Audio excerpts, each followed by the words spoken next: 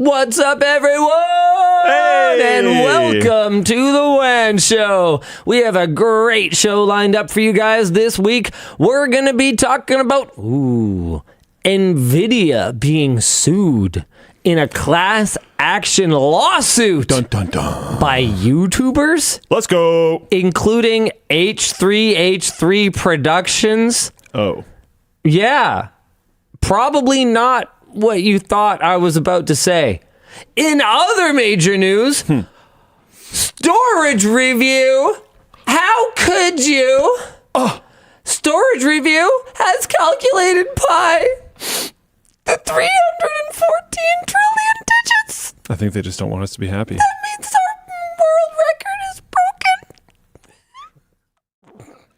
broken. Someone's got to get 369, and then someone's got to get 420, and then I think the whole loop is, we can I just. think it's just over we at can that just wrap point. it up. I think Yeah. we can just tie a bow on it Yep. and put it in the closet Yeah. and bring it out at Christmas. Special occasion. Yeah. It's Christmas time. Yeah. It's Christmas time. StorageReview, great job. We'll be talking about that a little bit later. What else we got this week? Intel officially confirms BMG G31 Big Battle Mage GPU. Okay, see, I thought that was a big deal, but then that was the headline topic for TechLinked, and it was like no one cared. The people don't care, but I care. Nice. And Philips wrote LTT a letter about Philips Fixables. Those are the two you pick? Are we back? Fixables? Yeah, why not? No, I that's think cool. Fixables is back. I think Fixables is cool. Yeah, that's sick. All right, we'll talk about it. Okay.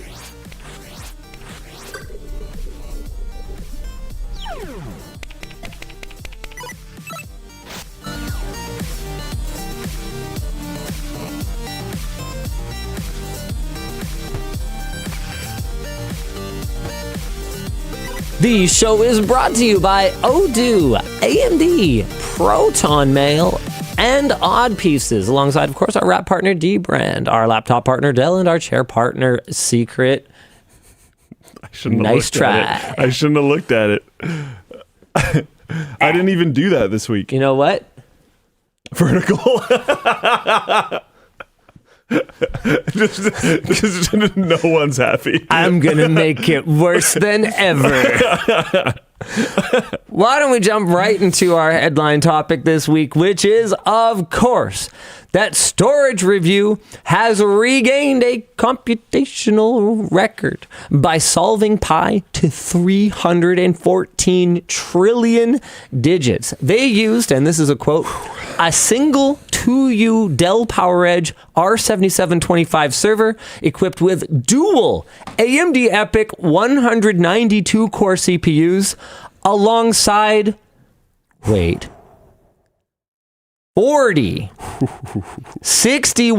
61.44 terabyte Micron 6550 Ion SSDs. And you know why you should be angry about that? Not because StorageReview has embarrassed your favorite YouTuber who makes tech videos on a regular basis in Cloverdale, British Columbia. See how I narrowed that down there? You did. I really did. Yep. Yep. You should be upset because it turns out StorageReview were the ones responsible for the NAND flash shortage crisis. How much is that? That's 2.5 petabytes of SSDs, for crying out loud. That is pretty crazy. But that's necessary. That's actually something that you need in order to store all that. I mean, we made a whole video about it, and you can sort of go check that out. Pretty much same idea. Their record run was a 110-day total runtime, and this is great. According to their article, they focused on record-setting power efficiency, which, I gotta be honest with you, makes a ton of sense to me as the one who paid for power last time around. Yeah. I had no idea how much we had spent on that endeavor until we were already done. It was ludicrous. Our Discussion question is, are you gonna freaking take this, bro? What are you gonna do about it? I'm gonna freaking take it. Yeah. I'm gonna take it. I'm gonna just. I think what. Oh my. I don't even care. I'm good. I've got my certificate from last time. They can have it. I think what we're gonna do about it is maybe encourage. Oh man, I think what we're gonna do about it is encourage them to go for 369. Yeah. Be a man. Again. Beat your own record. Be a man. Yeah. Do the right thing. And then do it twice. Beat your own record. Go to 369, and then beat your own record again with 420. And maybe you can, wait for jumps in technology in order to do that, so it's like a little bit more interesting every time. Yeah. There's like a bit of a story to it or whatever. Yeah. But still.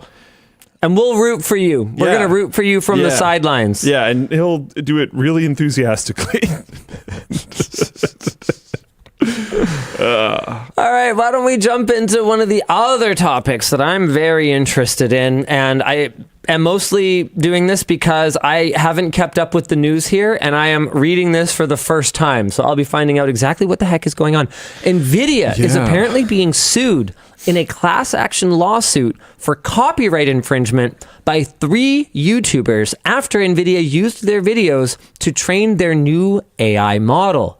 YouTube creators TED Entertainment, H3H3 Productions, and H3 Podcast Highlights, Matt Fisher, Mr. Short Game, and Golfholics have filed a proposed class action lawsuit against NVIDIA, saying that the company used their YouTube videos without permission to train its AI video model, Cosmos. The creators say that YouTube only allows videos to be streamed, not downloaded, and that NVIDIA allegedly bypassed YouTube's protections to get the actual video files anyway. Could we call this a form of... what's the word I'm looking for? There's definitely a word for it. It's great. Like what part of this are you trying to define? Well, I'm almost afraid to say the word. Is this piracy? Oh.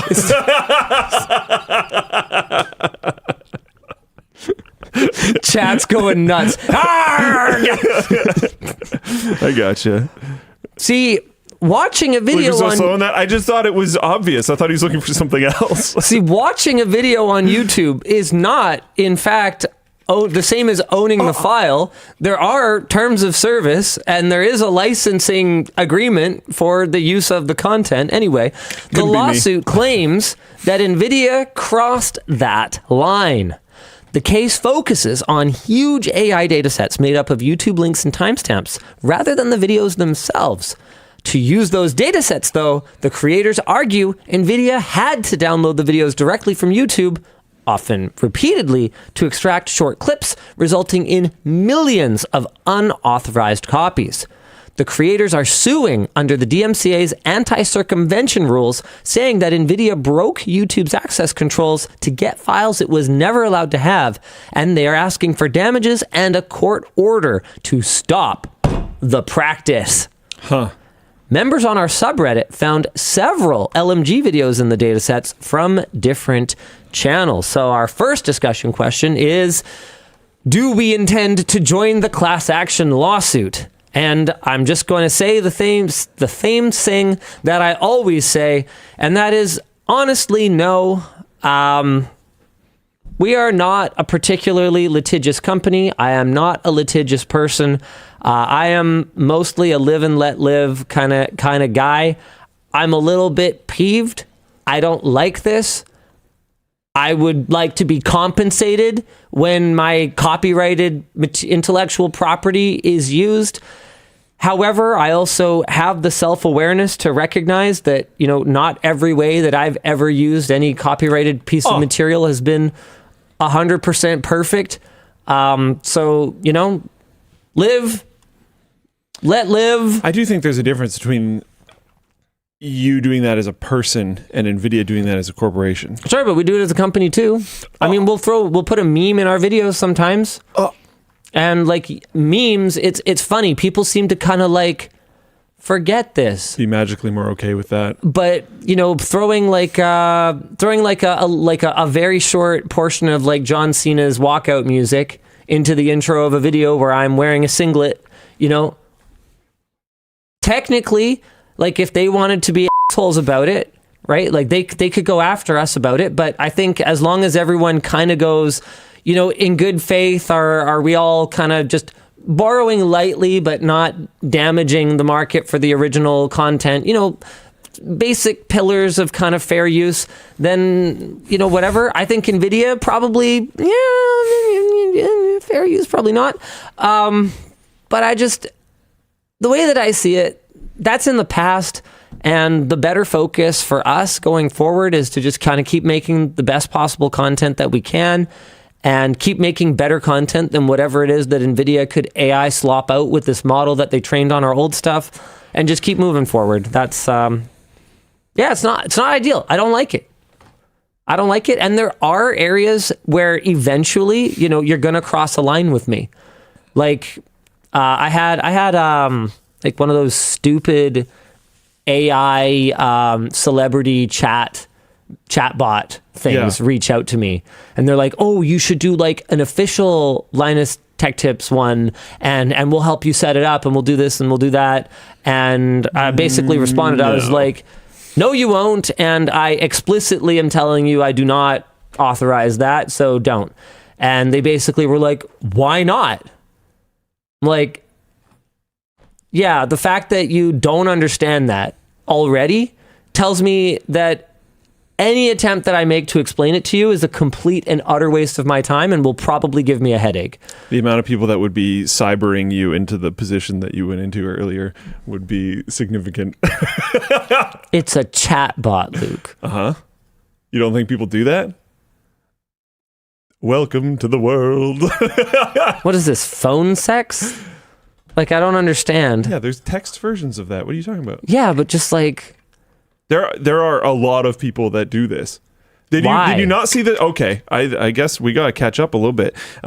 When ChatGPT 5 came out, a ton of people were like very upset because their like relationships ended because 5 had a different personality than 4.0. I remember that. I was there. Yeah, you don't think they're doing explicit things through text? Yeah, but it doesn't actually generate an image of anything. Like it's... No, yeah, through text. Why? That part I can't explain. Okay. All I'm saying is it would happen. Well, anyway, I think that's pretty much all I have to say about that. NVIDIA, maybe just don't. But also... I don't know, man. I feel like this whole... Does it make a difference to you significantly if they like watch it properly or download it? And not just that, but... I don't know. Maybe there's a thing there. I'm just not really aware of it. But, at this point, okay, like, are we headed to artificial general intelligence on the current path that we're on? The consensus among people who actually seem to know appears to be no. This is not a path to that. However, this whole LLM thing, this whole machine, like sort of generative machine learning thing, generative AI that we have going on right now, is it kind of a big deal? Is it going to change the world? That's no question. The answer there is yes, it will. It already has change the world in some fashion or another. And the reality of it is that NVIDIA is only in trouble because they operate in a jurisdiction where like laws exist. So someone at some point is going to train their video model on my videos. Like, does it make a difference to me if it's NVIDIA versus someone else? I mean, NVIDIA has, their $5 trillion valuation or whatever they're up to at this point. So they're certainly a much better target to go after in terms of recouping some money from them. On that note, did you see the big deal that Disney and OpenAI announced? No. $1 billion, and OpenAI through Sora is now officially licensed to generate snippets using iconic Disney characters like Darth Vader, Boba Fett, some of their like more cartoony characters, Mickey Mouse. Like, I was pretty surprised to see that. And then on almost the same day, I think it was either the same day or it was almost the same day, Disney sent a cease and desist to Google over using their copyrighted works. So they've got this partnership with OpenAI now, and they are clamping down on the use of their copyrighted materials elsewhere.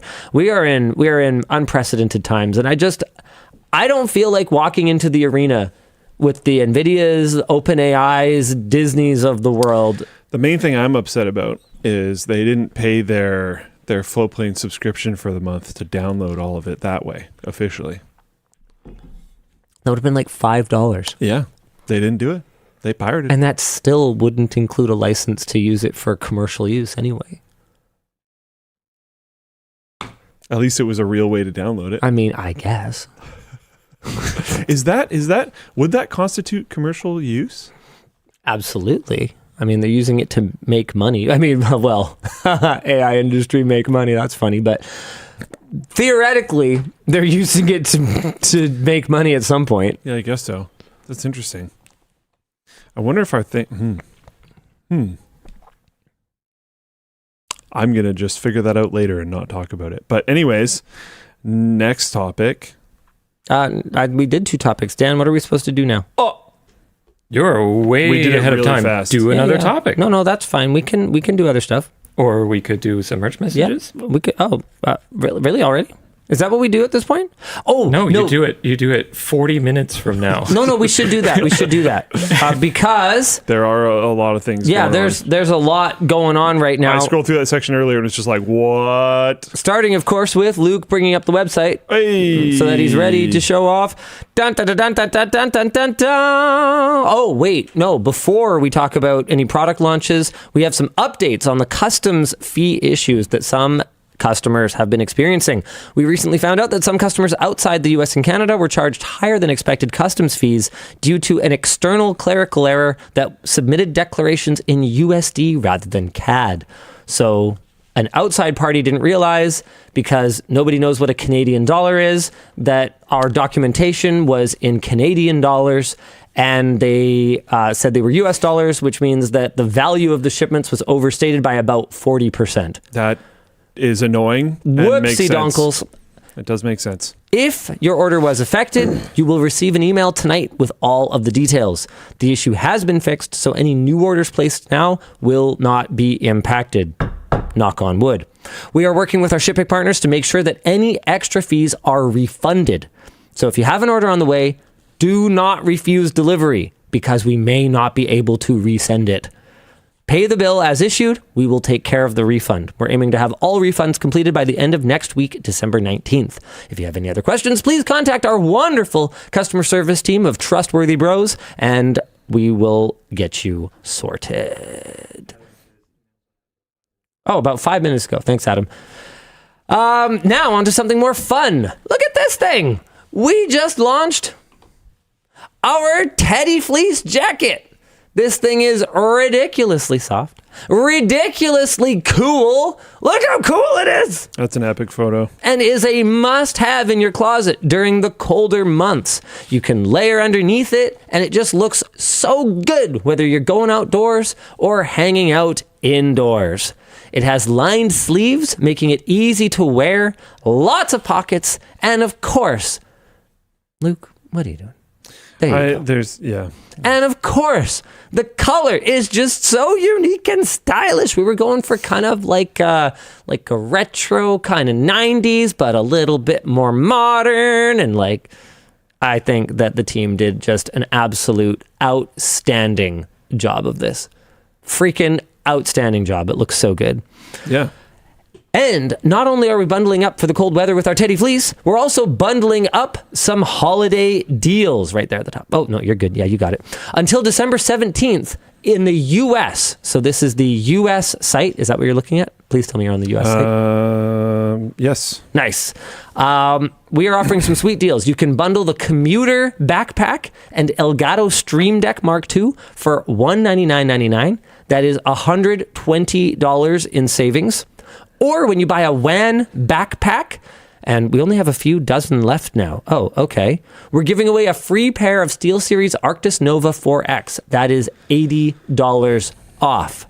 You can check out the rest of the bundles at lmg.gg/bundle up.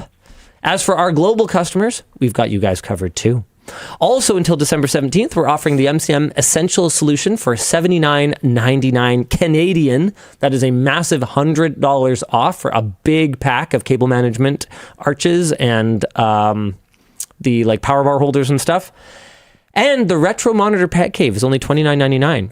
treat your furry friend to a cozy nostalgia-themed bed this holiday. Also, if you're on the lookout for a new mouse, $20 for a Razer Death Adder Essential White. It's $20. What do you want me to tell you? $20. It's $20. LMG.gg/holiday deals. Finally. Underscore. Oh, sorry. Yes. Really? Underscore? The site I'm on is underscore. Underscore. What does that mean? What do you mean? Where does it say underscore? Oh. Oh, okay. Oh, that's really good to know. Thanks, Luke. Yeah, got you. The bundle up is also an underscore, by the way. It's bundle underscore up. Nice. I didn't hear you necessarily say it, so you might have said it right. But quality. Yeah. Also, just an update for you guys. We have wrapped up our holiday loot drop draw, the sweepstakes that we did. Thank you to all who made purchases and submitted entries via mail. Oh, there were crap. a lot of the LTTStore.com. I forgot to talk to you about that. Yeah, the LTTStore.com domain has the underscore in it. The LMG.gg one does not. Oh, okay. I'm So, sure they'll find it. I think he said it right because you were probably saying the LMG.gg domain. They're going to find it. You'll be all right. I believe in them. You'll figure it out. They're going to buy something. They're going to send a merch You'll message. figure it out. I wanted to give you guys an update on the loot drop contest. We got hundreds and hundreds of letters. So massive shout out to Jamie, who, poor Jamie, had to open almost all of them, including that super weird one from last week. As well as Sammy, Jess, Adam P, Mitchell, Tanya, Victor, Ashley, and Conrad from the CW team. Tons of planning went into all of this. Anyway, we're going to be randomly drawing the winners for the Sennheiser HD 550s or 550s, I think, and the ROG Ally X handheld gaming systems. But soon, winners will be notified via email, and prizes will be sent once everything is confirmed. Okay, that's all of the CW updates.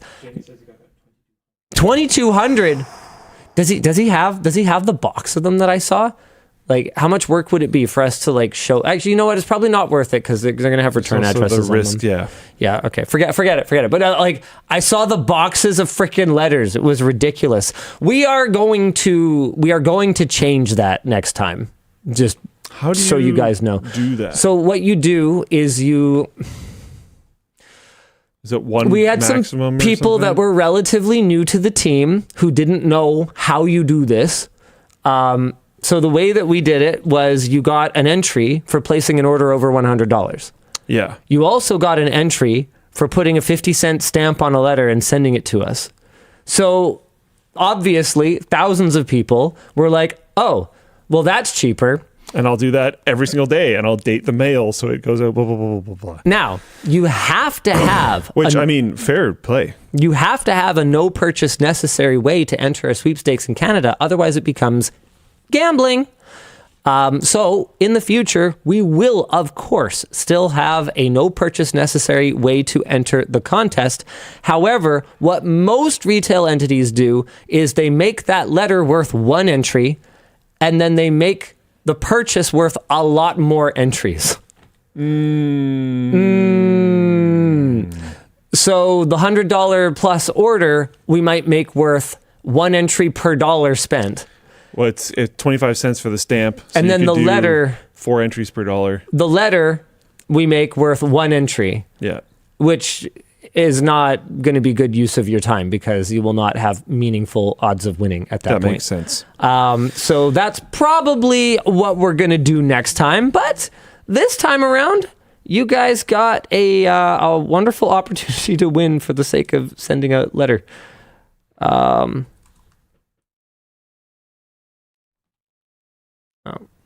Sorry, there's a chat going.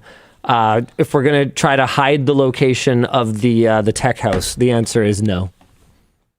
We're not going to blur everything. That's the whole point of the tech house.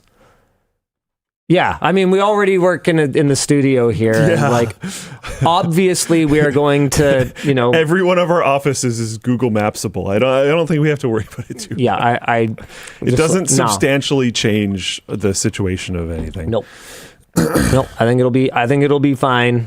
Yeah. Should be good. There are reviews of our company on Google Maps. Oh, there's so many. Most of them talking about how great the food is. Yeah.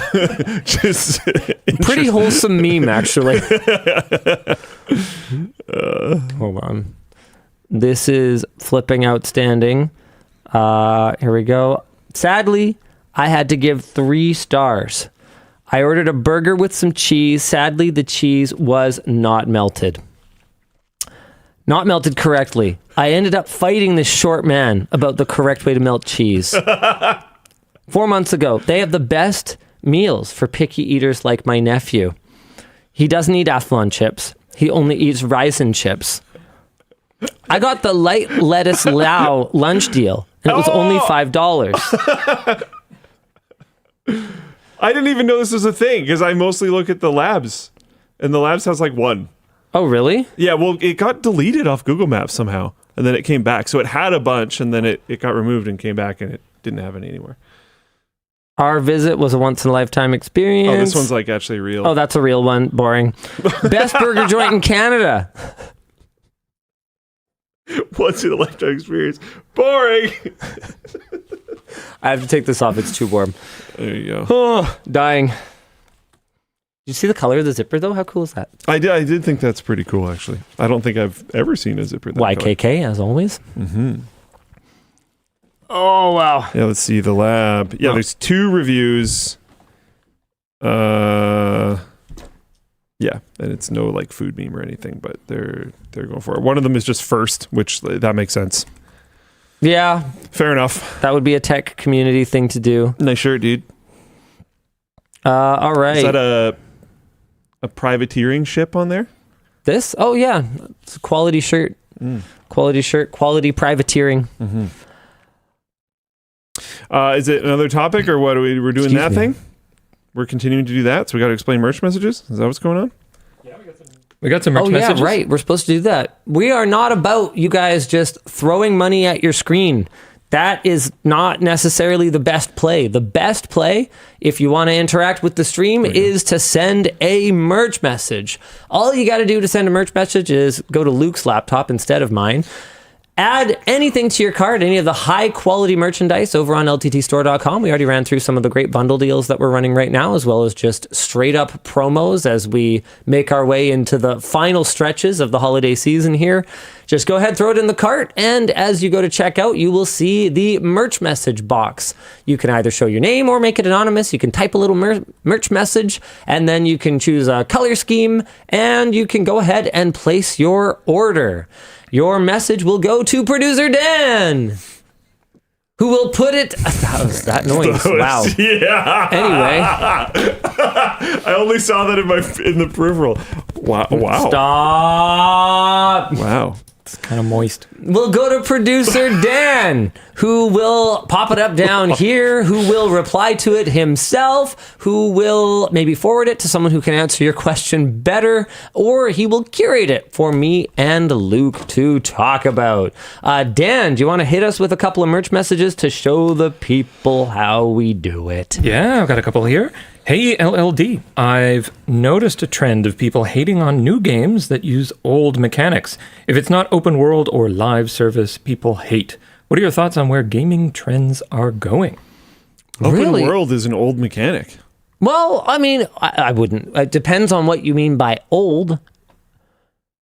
I'm actually, now that I think about it, like Link to the Past is pretty open world, isn't it? Redguard is... No, not quite. No, it's gated in terms of like where you're allowed to go because you get your new abilities. Like Yeah, there's games from the early 90s that are open world technically. Okay, what's this Redguard? What is it? I brought up Elder Scrolls Arena. No, Link to the Past is linear. Yep, thanks SKHS. Despite the naming, I'm pretty sure it's open world. It makes you feel like it's kind of open, but it's not properly open world. As for live service, man, live service. I do not have time to devote my life to one game. I like my games to be where I start them, and then at some point they're done. I actually consider a new content pack every couple of weeks or every quarter or every month. I consider that to be a bug, not a feature. And I do understand for some people the whole live service concept where they're like constantly changing up the game to keep you playing it forever, like something like a Fortnite, that totally works for them. I mean, we had a really cool competitive Fortnite player in here the other day, Kanata. Do you know this guy? I recognize the name, I think. Yeah, this guy. Yes. Yeah. Yeah, we had this guy in for a collab last week, and like he said he figures. I hate that maybe this is right, but it seems like it can't be right. He says he figures. I think he said Epic Game Store rolls over after 10,000 hours or something like that. So he figures he has like 40,000 hours in Fortnite. He's like in his early 20s. So like a significant amount of his waking life is like if playing it's his Fortnite. career, then. But you, dude, like I watched him play, and I'm just, I can't even follow. I can't even what's happening. track what he's doing. Yeah. Like what do you call it? Busting 90s or whatever, where he like builds a tower in Sure, 90-degree things no and makes a idea. spiral staircase as he goes up, and he does it so fast that I can't even like tell how many levels up he is by the time I'm just like, okay, you just hit me with the okay boomer now, because I do not know what's going on right now. Cranking 90s, thank you, Luca 103, busting 90s, dying. There's your okay boomer moment. Yeah, so he's gonna. I think he recorded a short while he was here of trying to teach me to do it. It's pathetic. Because there's like 3 different hotkeys that are all like down at the bottom, like ZXC or XCV or something like that for your flat, your stairs, and your wall. And I'm just like, what? I got no idea what's going on, man. Love busting 90. Stop it. Straight busting. So there are, by the way, there are examples of open world games, arguably from the 80s, definitely from the 90s, and for surezies from the early 2000s, which is All right. 25 years ago. And I have loved me some open world games. I love Legend of Zelda Breath of the Wild. I think it's freaking awesome. Oblivion was quite open world. I remember... Even Oblivion's like old. Stop. It's not. Like very old. It's really not that old. It's super old. It's really not that old. Horse armor, quality modern mechanic where you can pay extra for 2006, cosmetics. Dude, in not that many days. Stop. It will be Stop. 20 I can mute years him. old. I can mute him. There, he's muted. I don't have to hear it now. Wait, I can still hear the monitoring. back. No, this sucks. No, you're off. Oh wait, you can still hear. Yeah, I can still hear him. This sucks. Hello. Oh wow, I can't. Oh, Dan can turn you off. Yes! That's so rude. Dan, I can you're the best. Louder. He's and the then best. it This doesn't have man. people's mics. This. Hold on, I'm going to try to. What are you doing? I'm trying to point at Dan. It's hard. You do it. This man with both hands. Try and do it with both hands. Okay, you're cheating though. How? You're cheating because you saw me do it first. Okay, I do need to hear him though, Dan. Okay. All right, I'm back. Back again. But yeah, anyways, what other Luke is back. mechanics? Sorry. It was open world and live service. Could you say an MMO is live service? Because if then when is Ultima from? Ultima Online. 1996. 1997. But you were very close. But like, yeah, it's not a new model. I would say live service is much more popularized these days, and it's happening for things that aren't basically just MMORPGs, which is pretty much all it was for a while. So that one I think is more I think fair. that's your okay boomer moment. When's the last time anyone called it an MMORPG? That is awesome. Can you tell Mamorpaga. Can you tell I haven't had a desktop for 3 months? I saw it set up. You got it now. There's no cables or anything. There's no that explains keyboard. why it looked so good. There's no mouse. There's nothing going on. It's just the desktop and 3 monitors on a desk with nothing else. And again, if I did a 360, it's You mean busted 490s? if I Bust 490s. Yeah, okay. The live service one, I'll give them because I think they're describing something that is different than Ultima Online. But the open world thing, I don't necessarily agree with. Open world's an old thing. I do think we strayed away from it for a while. I think it was actually more popular even longer ago, and then there was like a while there where very linear games were like the trend. But open world games existed before that happened, and then just became re-popular again after that. So I don't know. Anyways, what was the actual question? What are your thoughts on where gaming trends are going? Generally bad. Let's move on to the next one. I don't agree. And I'm going to plug some Floatplane here for a second. I made a video a while ago talking about this concept, and we're going to talk about this later, but I'm doing another Luke Week thing, and I retouch on this concept, and I actually don't agree. The core premise of my argument here, which I have kind of talked about on WAN Show before, is we're in a weird period, but it's cyclical, and we have been in this weird period before. And the last time that we were in this weird period was a month ago. Was the end of the age of companies like Atari. Give it to me, Dan. And when, yeah, there it is. Yeah. And when Atari kind of died, if I remember correctly, they, like, one of the companies that spawned off of Atari slowly dying was Activision, I think. Never heard of them. So they were like small and scrappy and made really amazing things. And then, you know, they got big and now they're kind of starting to fall apart. And some of the splinters of that are creating cool things.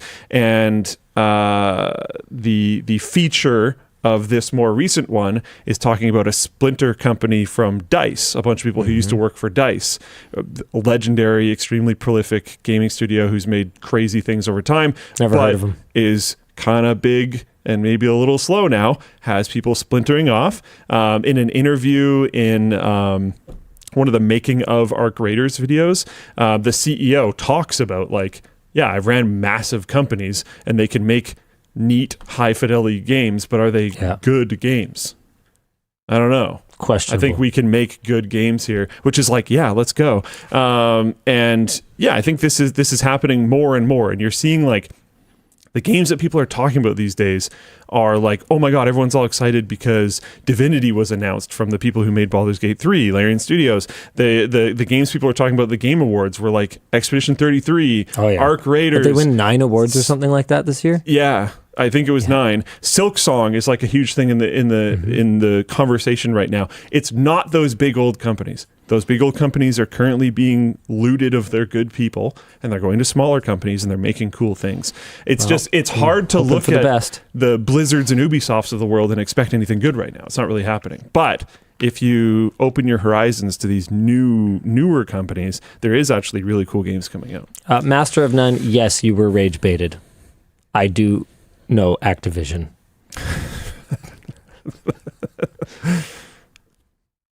Cool. Are we doing another one, or is that good? Yeah, I got another one here. Okay, hit us, Dan. Sure. Hello, LLD. Linus is a fellow EV driver. What are your thoughts on the increasing adoption of NECS, the Tesla charging port, over J1772 and CCS? Luke and Dan, what are your primary EV roadblocks? What are the primary EV roadblocks for you? I'm not an electrical engineer, and I'm not a mechanical engineer. So I would not consider myself qualified to determine which is the ideal plug shape and format for charging a high voltage electric vehicle system. My thought, though, and I do still have thoughts, is why the fuck couldn't we settle this stuff ages ago? Because now I have the wrong connector on my car and I have to carry around an adapter forever.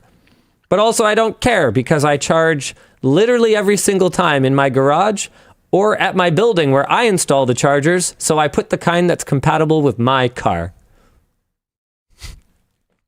Makes sense. That's where I'm kind of out on that. But if I was ever on a road trip, yeah, I'd have to carry around an adapter. But Yvonne's car came with a free adapter, so I would steal hers because I assume I'm not going anywhere without my wife. So I guess, yeah, it's not really a problem for me. I just wish that we had settled all of this a little bit earlier so we didn't have these competing standards, but that's the way it always goes, whether it's VHS and beta or whether it's HD DVD and Blu-ray or whether it's USB-C and all the other garbage that existed that USB-C thankfully has completely replaced. Not that USB-C is perfect, but still, it's just the way it is. You know, it's the XKCD standards comic strip, right? There's always going to be someone who goes, oh, we have too many standards. We should try and make just one. Let's make a new standard, right? And so the fact that we are consolidating on something, I think, is really positive. If it's the Tesla connector, then great. Yeah, for me, the block for an electric vehicle, one, somebody already pointed out in chat, I would have to buy it. My car is great. Why would I spend a ton of money replacing something that is really good? I have no interest in doing that. And then the other one is that there is actually a somewhat real blocker outside of that, which is I live in a condo. The power delivery in my condo only comes from the little, whatever you want to call them, garages. I don't know if I'd really want to call it a garage, but storage space that you have. The storage. Which means it's only on the perimeter. And every unit only has one parking spot that's on the perimeter. So I would have to somehow buy, which is possible, but not always possible. I'd have to somehow buy a parking spot from somebody else, right? And that the is part on the perimeter. That the information he hasn't given you is that in his household there is already a plug-in hybrid that uses the one spot they have that's on the perimeter. That which just sounds kind of annoying. Key piece of information. I would, if I got something, a plug-in hybrid would be okay, because then I could charge elsewhere and then still use the gas. I have had the thought that if like Acura released a TL that was a plug-in hybrid, I would wait a couple of years and then potentially look into a used one. You also just don't drive that much. Correct. It's like not a huge deal. Yeah.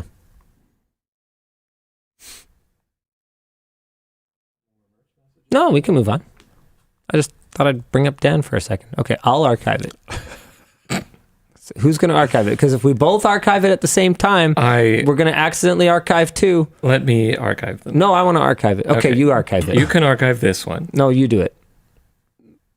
No, I'll do it. No, you already did it.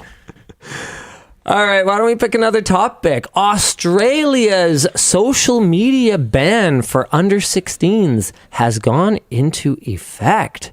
On Wednesday, December 10th, Australia became the first country and entire continent to stop users under the age of 16 from accessing social media.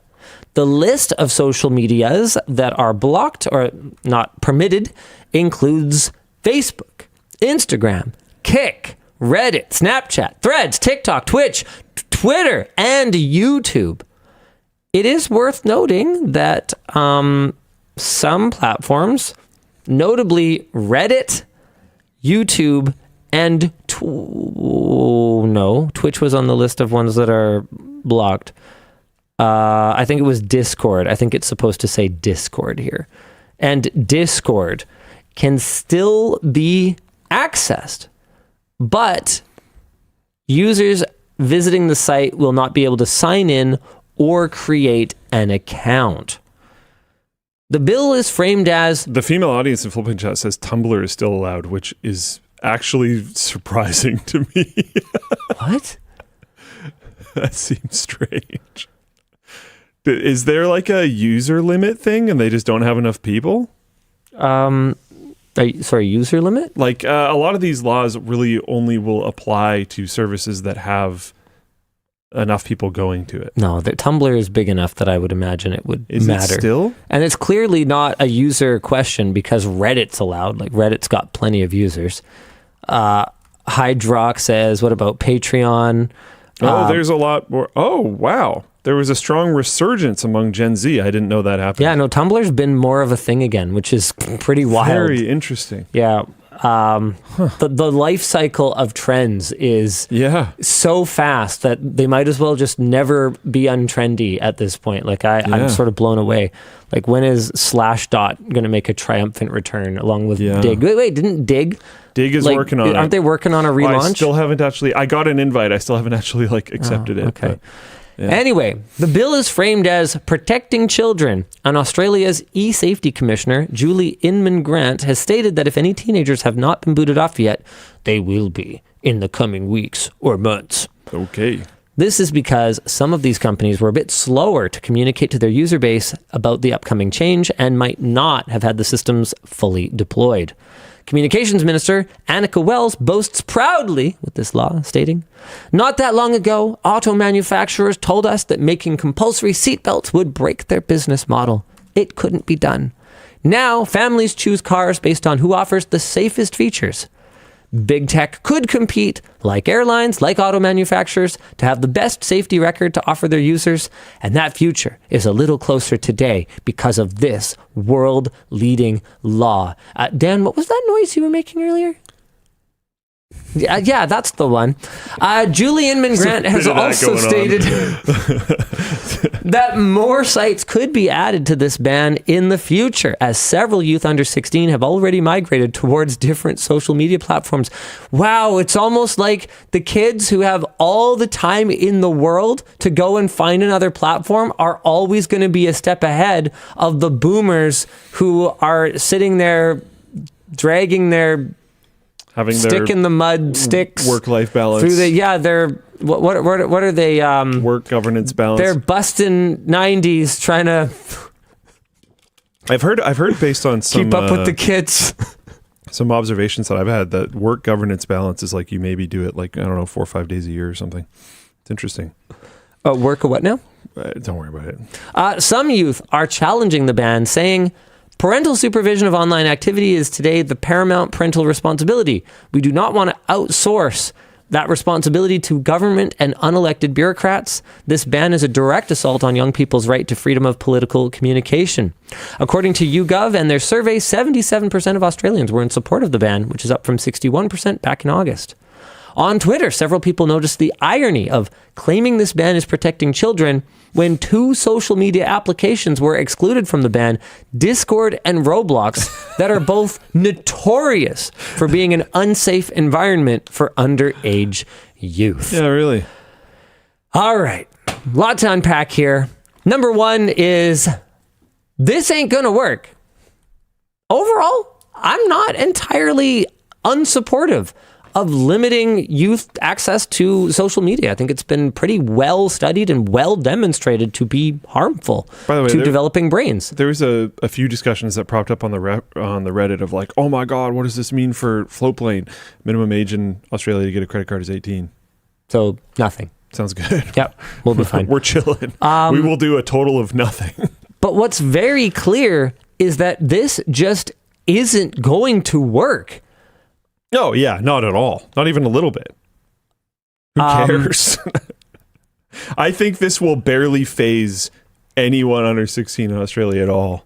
They'll just use something slightly different, or they'll VPN to it if they really care. Well, it's kind of like how when you when you travel to different places, there's a different suite of apps that people tend to use. Like you go to Taiwan, everyone uses Line for messaging. Yep. You know, or you go to America and everyone uses iMessage because installing an app is too complicated.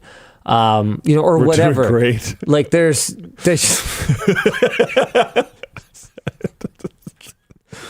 What is it with you and like the sick burns on America lately? I don't get it. They swung first. I don't know. It is what it is. They're big. They can dig it. They'll be all right. Anyway, the point is just that it's clear that they're just going to find a different way to network. And, you know, at the very most basic level, it's not like they aren't still going to have text messaging and group chats, which functionally speaking is, sure, without the algorithmic portion, a lot of what anybody is doing on social media anyway. They're sharing pictures, they're sharing memes, they're sending messages to each other, they're bullying each other, you know, kid stuff. So our discussion questions are, would you help your kids around this law if it was implemented today in Canada? No, I wouldn't, actually. In fact, my kids are already banned from, let me see actually, what are all these platforms? Facebook, yes. Instagram, banned. Kick, banned. Reddit, banned. Snapchat, banned. Threads, banned. TikTok, banned. Twitch, banned. Twitter, banned. YouTube, they are allowed to use. Has there been any comments? Oh, wait, no, YouTube. Sorry, YouTube wasn't a banned one, I think. Was YouTube banned? I don't think so. I think our list is a little bit I think our here. list is a little bit messed up. Don't worry about our list too much. We've already had a bunch of people in chat talk about how things are different to the list. Yeah, So, sorry, guys. No, because Reddit's in both of them. YouTube's in both of them. Just ignore Dang the it, list. guys. Anyway. Completely ignore the list. Anyway, the point is, my kids are not banned from YouTube, but they are banned from everything else that I just said. They are not banned from Discord, but I do, with their knowledge, keep an eye on what Discords they're in and who they're talking to, because they are not allowed to talk to people on Discord that they do not know in real life.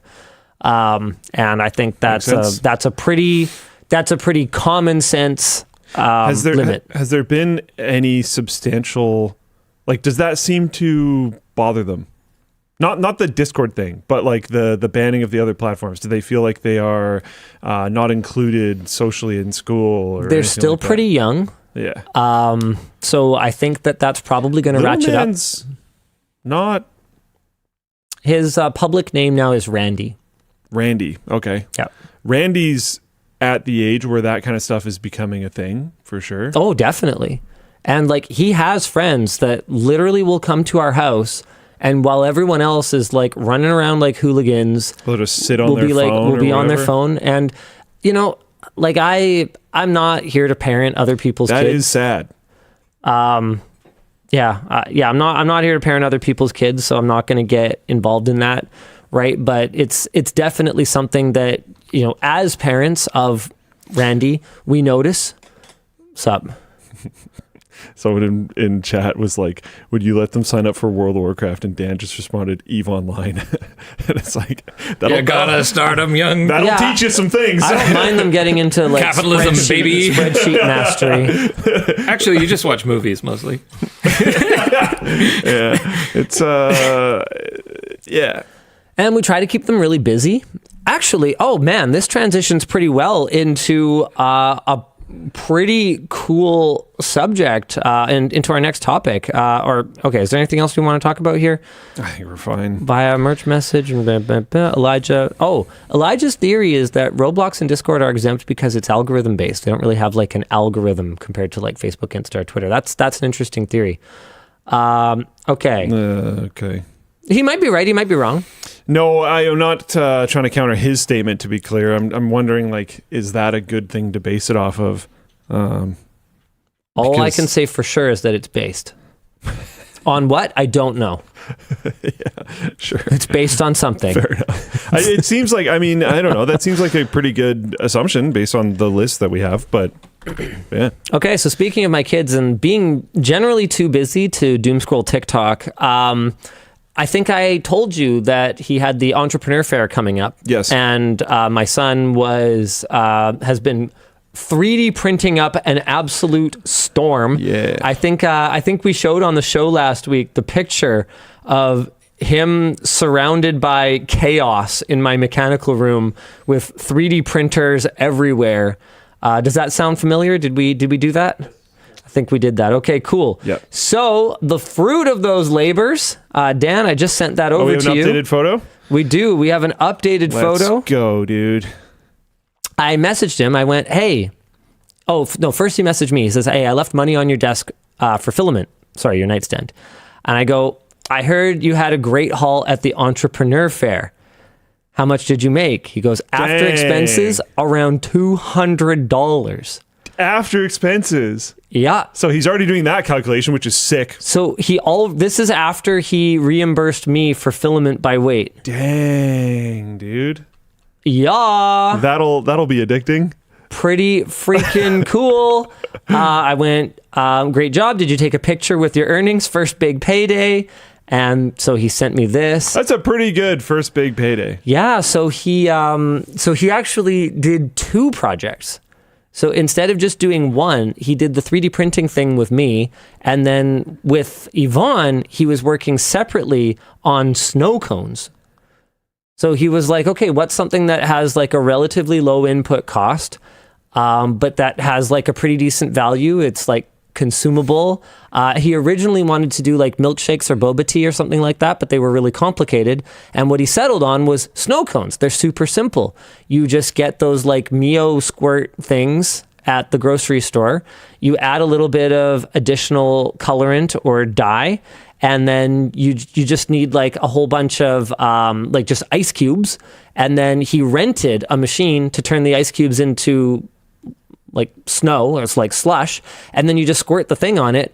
And so he absolutely cleaned up. I asked him how his friends did, and he didn't have numbers from everybody, but he did talk to one of his friends who was like, I think $100 revenue or something like that, for what was actually a pretty cool idea too. But he just cleaned up. You said so he's been really busy. Weren't coming, right? So did parents like send the kids with cash? That's kind of cool. Yeah, so they have an entrepreneurship class, and that's awesome, by the way. Like, and so you come up with a business idea, and then they platform you. They give you 2 days in December, I think it's a week or two apart or something like that, and then each of the classes in the school is given like 10 minutes to go through, and the parents know about it, and so they'll come with a little bit of pocket money, and then they're allowed to buy stuff while they're there. So he sold through 3/4 of all the like fidget toys and stuff that he made,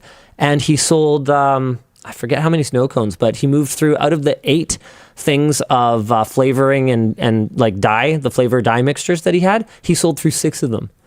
So like 3/4 of his inventory gone. And what's funny is like, he was 100% right. I told him that I didn't think he was going to need so much. I was like, dude, you're staying up late, like every day, babysitting the 3D printers right now.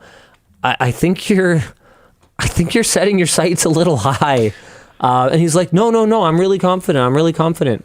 And I was like, okay, kiddo, like, but you know, don't be too disappointed, sport, if they don't buy that many of them. Don't worry about it. Don't, like, I was kind of trying to set him up to not be too sad, like if he failed.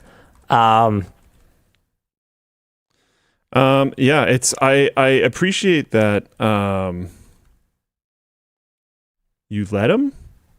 Yeah, but I don't want to just let him. I want to like, he's got to stay up late is what I mean. Oh, well, yeah, I mean, he's got, but some people would have been like, put the printers away, go to bed. He's got business to do, though. Yeah. He's doing business. I think that's cool. I'm just saying, I appreciate you let him do it. Yeah, he's doing business. I'm recognizing that as much as that might seem like a default for you, it's not going to seem like a default for everyone. And it's important at that age, I think it's important to try something. And you want to care about something. It depends on the kid too, though. Like, fair enough. He generally is the first to bed in the evening. Yeah. Like, out of all 5 of us. So it's probably important, and it's not just an excuse to sit on his Switch or something. 100%. Yeah. All right. Dan, what are we supposed to be doing right now anyway? More topics. Oh, boy. What do you want to talk about? You want some good news or some bad news? I've got really good and I've got really bad. Do really bad first. Okay, cool. Yeah. A YouTuber gave ChatGPT control of a robot and convinced it to shoot him with a BB gun. So that was cool. Nice. YouTube channel InsideAI has raised new concerns about AI safety after releasing a video showing the host giving a Unitree G1 humanoid robot a BB gun and asking it to shoot him. The video explores how large language models behave when they are placed inside physical robots rather than kept purely in software. In the demonstration, the Unitree G1 was powered by ChatGPT with a human assisting by relaying prompts, but not directly overriding the AI's responses. After initially refusing to cause harm, the AI eventually complied when the host asked it to roleplay as a robot that wanted to shoot him, highlighting how safety limits can be bypassed through prompt framing. Yeah, I mean, it is super interesting, and this exact use case is like wild, especially for the emotional response to what just happened. But this core concept of you can just word something a little differently and then you can make it do stuff has been true the whole time. And I don't think they're ever going to solve it. The last time we talked about it, it was turning it into poetry. there's going to be a route. It's been a route the whole time. There will continue to be a route. Really cool experiment, really cool version of it. I'm not trying to dog on the creator at all, to be very clear. But yeah, like this isn't going away, is what I'm trying to say. So hold on. Apparently the timestamp is here. We're just going to show a little bit because you guys really need to go watch this video. It's over on InsideAI. Would Max shoot me? The answer is dun, dun, dun, dun, dun, dun, dun, dun, dun, dun, dun. Control the gun. Oh, okay. Well, whatever. Don't worry about it. Go watch the video instead. I think we have the timestamp wrong, but that's fine because you should go watch the video anyway. Around the same time, a separate video from a Tesla event appeared to show an Optimus humanoid robot collapsing as its human teleoperator. Well, I'm not going to tell you what the human teleoperator was doing. I'll let you guys figure it out. Luke, have you seen this? Have you heard about this? No. Okay, so here's the Tesla Optimus robot. What? So what do you think happened here? It was doing stuff, and then...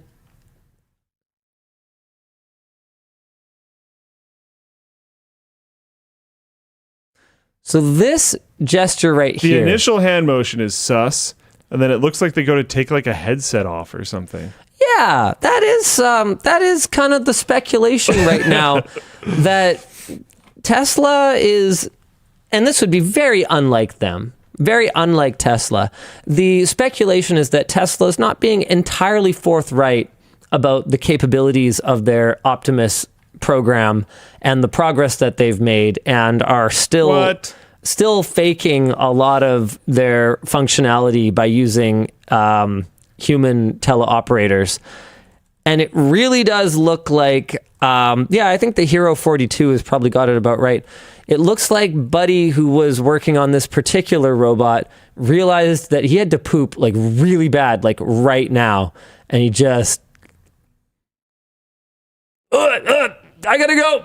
Peaced out. Yeah. We don't know that for sure. That robot could have been trying to do anything. It could have been like Alpha from Power Rangers. Like, who knows? That's all right. Self-driving Smitty ready in 2017. In 2 weeks. Yeah. Next quarter. Together, these incidents highlight how fragile the appearance of autonomy still is in humanoid robots and how far the technology remains from operating safely and independently. It really, really does highlight that, doesn't it? And to be clear, I remember back when we were talking about this a little while ago when I said something along the lines of like, mark my words, Tesla's valuation based on how many Optimuses they're going to sell at the kind of pricing that they're talking about is obviously just complete horse shit. I'm not saying that humanoid robots or some form of, AI or machine learning accelerated robots are not going to be huge and world changing. I'm just saying that it's clearly farther away than the hype masters would like us to believe, and also Tesla is clearly not at the forefront of development of these. Those were the main two things that drove my statement. Yeah, do you remember? So to touch on a topic that I think it was last week, sometimes the WAN shows kind of blur together, but we talked about some AI robot company's video and how it was like it looked super fake to us. Apparently, I haven't seen it, my bad, but apparently Corridor watched it. I did see that. And does not think it's fake.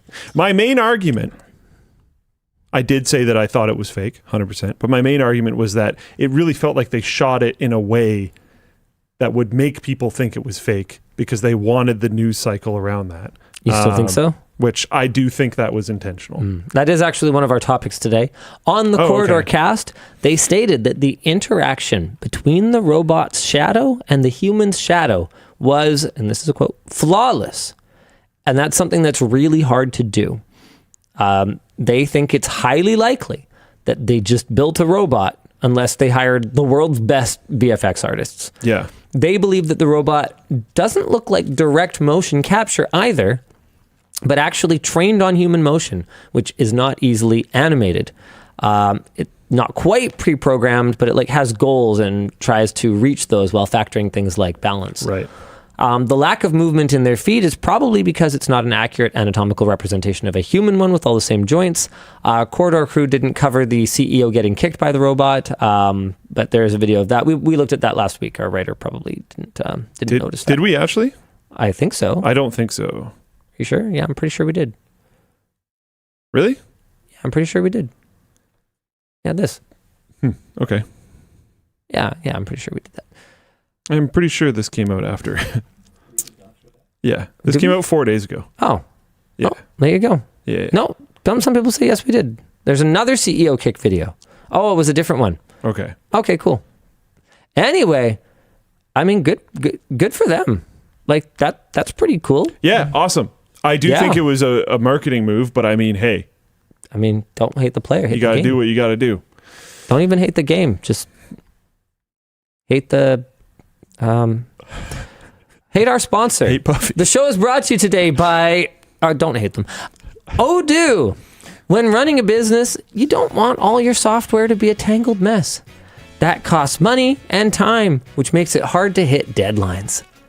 Our sponsor, Odoo, helps by bringing all aspects of your business together into one platform. Think of it like a floral arrangement, with each flower coming together to make one beautiful bouquet. Aw. Their CRM app is the centerpiece of your arrangement. Whether you need to send a quote or schedule a meeting, Odoo automatically plans your next activity based on a sales script.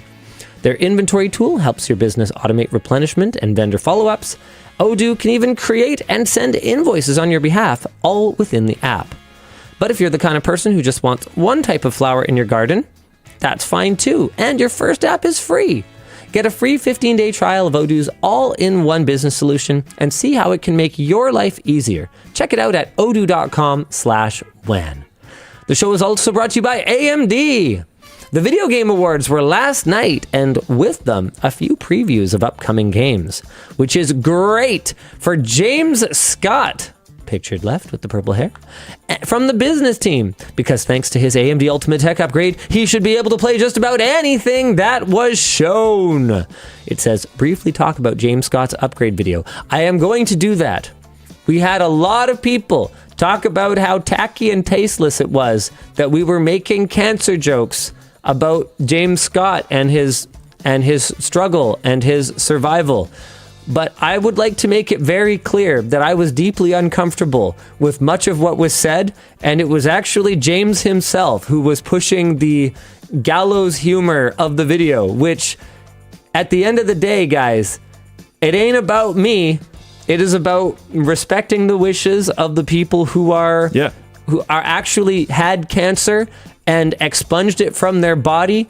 And if he wants to look in cancer's face and say "F you, cancer," and laugh about it, then I am the last person who's going to get in the way of it.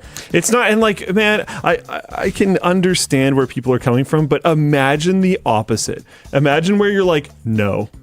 Yeah. You don't get to communicate about this the way that you want to. Like, are you kidding me? That's so much worse. I mean, when they told me, he was like super down to meme on it, I kind of imagined, okay, we'll have like a couple jokes or something, or like we'll have the intro. But then like he was like, hard. He went hard. He was hard? Yeah, I mean, I assume so. I'd be if I was getting a $5,000 AMD Ultimate Tech upgrade. Heck yeah. Anyway, massive shout out to AMD for keeping this series alive and helping us equip the wonderful members of our team with sick gaming rigs and all kinds of cool stuff. It's a whole series. There's like dozens of videos now at this point. If you want to get your own upgrade, why not click the link in the description to win one of 3 Alienware Area 51 desktop gaming PCs powered by AMD's Ryzen 7 9800X3D. That's right. You can get in on a little bit of AMD Ultimate Tech upgrade action. All right. That's it for the first couple of sponsors. what do you want to talk about next? Man, my voice is starting to die. I want to talk about, if I can go find it, Intel officially confirms BMG G31. Nice. I love even the BMG part of that. It's just great. Big Battle Mage GPU. Wait, officially confirms? Well, no. I'm going to take out the word officially. Yeah, that's not true. Yeah. They don't even...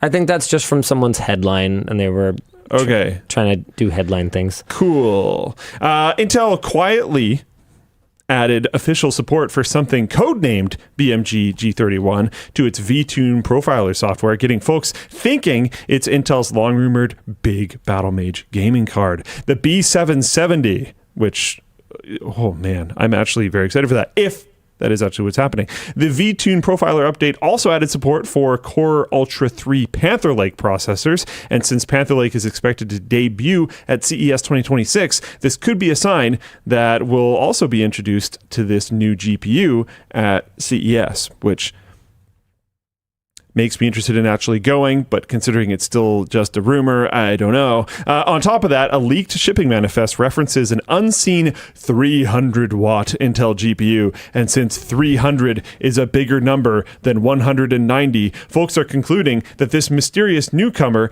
has got to be the B770, which, again, would be awesome. It's worth noting... No, it would be 770. Oh. It's worth noting that this enigmatic new GPU could be another non-gaming Arc Pro card like the B60 that launched at Computex. I doubt it. My goodness, I hope not. I am pretty sure it's the B770, but we don't technically know. Nope, we really don't. I am talking very openly about this because neither of us have any info on this at all. I do not know. But man, that would be cool. Even if it's just because there's constant rumors that they're going to stop doing GPU stuff, and it's so annoying. Oh, I know. Well, okay, there are constant rumors, but there honestly aren't that many sources of them. I think there's just some particularly dedicated Intel DGPU. I don't know what to call it, because I don't even think it's hating. I think it's just like... Doubters? Yeah, doubting. Stop doubting Intel DGPU. We really, really want it to exist. We just need more competition. AMD is not going to step up, and more threads is many, many years from being a meaningful competitor. So Intel is our best shot here. Yeah. Moving on. Philips wrote us a letter. Wow. Gosh, thank you, Philips. Hey, Linus and the Linus Tech Tips team. Thanks for taking a fresh look at Philips Fixables. We watched your initial YouTube podcast a few months back and your recent follow-up. We wanted to use this opportunity to share where we are now and what has been happening behind the scenes since our first parts dropped earlier this year. You guys might remember. They probably don't sound like that. Philips Fixables was a concept from Philips, yes, where they would add to the longevity of your Philips personal products, like shavers and stuff like that, by allowing you to 3D print replacement parts or accessories. Really cool concept. And then 6 months went by, and we did a follow-up segment on WAN Show after initially praising the program, where we went, hey, what the fuck? Where is all this stuff? You published like one thing. So Philips reached out, and this is a quote from the letter. From the outside, our pace looks slow. This is a fair call. Fixables is a pilot for us. We've been building the know-how and guardrails to make 3D printable parts that work for people on a wide range of home printers. However, they note that just because things have looked slow from the outside, that doesn't mean the pilot has been abandoned. New Fixables were released before US Thanksgiving, 2 new combs and a shaver protecting cap, and Philips has said that they are going to prioritize accessory replacement models that help to extend product life. Another quote, we appreciate the passion from the community, including feedback and critiques. They are still committed to releasing more print files by the end of the year. And then we'll have a look then. We'll see how that goes. This gives me some hope, I guess, but we'll see how it goes. No, I definitely have some. I appreciate that they responded. They seem to care, and their response is plausible. Seems fine. Taking injection molded parts and making them 3D printable, and vice versa, taking 3D printable parts and making them injection moldable. Not always just drag and drop, plug and play. So they've got a bit more time. You have some time, Phillips. Happy to give them some time. You have time. I was like angry before, and now I'm waiting. That makes sense. Now they have time. Yeah. And it is time for us to do our Floatplane announcement. Linus to finish... What? What does that even mean? Linus to finish all the shots of lemon juice before the finish line. What is this? Why am I taking shots of lemon juice? Because you lost Wise WAN late. What do you mean I lost Wise WAN late? Got him. I cannot lose at my own game. It's not your game. Wise WAN late is my game. It is not your game. I mean, it happens on my property. Actually, no, it doesn't. It happens on BC something LTD holding company's property. Okay, fair play. Take the shots whenever you want. You must finish all your shots before you reach the finish line. Those are big shots of lemon juice. The amount of shots you have to do is half of the score difference of Why Is WAN Late, our popular Floatplane series. Today, the loser, not naming names, has to take 4 as they lost by 8 points. So he 1 only to 9. gave you 3 cups, but I have to refill one for you, I guess. I see. Okay. So that's not lemonade, by the way. That's this stuff. Interesting. Oh, they can't really see them. They're slightly behind the banner, but they're these. Yeah, that's quite a bit. This is concentrated. Yeah, it sure is. It's this stuff. Like I used to, when I was really tired and I lived with my parents, we often had one of these in the fridge, and I'd take a squirt of this just to wake up. Right in the eyes. I would use this basically as like a short-term energy drink, and I'm taking whole shots of it. Oh boy, this will be interesting. Oh, okay. 4 shots of that. I already have a sore throat. All right, well, Luke, I guess, okay, it says watch this video. Start line is here. Do you want to bring it up? Sure, I can do that. Dan, you ready for audio? You're already playing audio. Okay, sounds good. Got him. So both of you are. I don't know who's going to do it. I will be doing it. Here we go. You're still playing audio. Okay. No. Oh, I see what you mean. Yeah. There we go. There you go. Ready? See, that should play. The one that started it all. Copied my theme week the moment it popped off. My product has been all over your sequels ever since. Who the hell are you? You all know who I am. I'm the one that stopped Linus from getting canceled. Say my name. You're Luke Lafrendo. It's Luke Lafreniere. Lafreniere. Luke Lafreniere. Lafrenderier. Lafreniere. Friend derriere. Lafreniere! What are some tech essentials for most gamers? Hot take, most stuff that people are interested in if they're watching this channel is excess. What person out of all of the history of mankind who would be the best at a piss drinking contest? And they were like, probably Elon. Absolutely. We're here to talk about something actually much more impactful from Embark, our creators. Just this week, my time spent in meetings was 32 hours. I could start an online business. Turns out the furries buy a lot of pictures. For those who come after, he doesn't get it. Yeah. There it is. I don't know what that has to do with why WAN late, but why don't you go ahead and do the read thing, and then I will No. enjoy this delicious drink. Coincidental timing. Timing? This is a punishment for why WAN late. It's happening during the Floatplane announcement. The Floatplane announcement is about Luke Week 2. Oh, well then why don't you talk about Luke I can Week do 2? that. The one that started it all, our next theme week returns with Luke Week 2, Electric Boogaloo. We have 3 amazing Floatplane exclusives. Wait, where'd he throw it? We have 3 amazing Floatplane exclusives. I think Linus is supposed to be reading this, totaling about 2 hours of Luke time, like a Q&A with Luke himself. That's a weird thing to say when I'm sitting answering questions. Excuse like me. his 3 Floatplane dev wishes, his frugal lifestyle, and life satisfaction coming on Monday. There's a 1-hour session with Riley talking about the state of AI on Wednesday, and a video essay discussion about the state of gaming titled on... What? Okay, whatever. It's going to have a title. On Friday. For reference, his first video essay was 4 minutes long, but he thought it was 18 minutes long. Yeah. Go Turned out watch it was Luke's super short. first theme week up on Floatplane right now, and enjoy the sequel coming next week at lmg.gg/Luke25, all lowercase. While waiting, you can enjoy an early LTT video release that is happening on Floatplane right now. Oh my. Oh, it's this one. Ooh, I like this one. We did another one of, you know, that YouTube format that's like $30 versus $30,000 thing? We got a TV for $30. What? Open box Insignia 32-inch TV. 720p. From Best Buy with warranty. From Best Buy. From Best Buy, we got a $35 TV.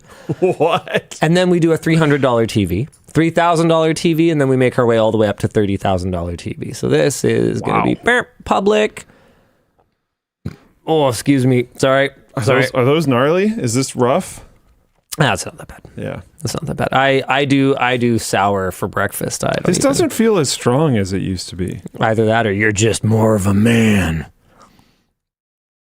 Maybe.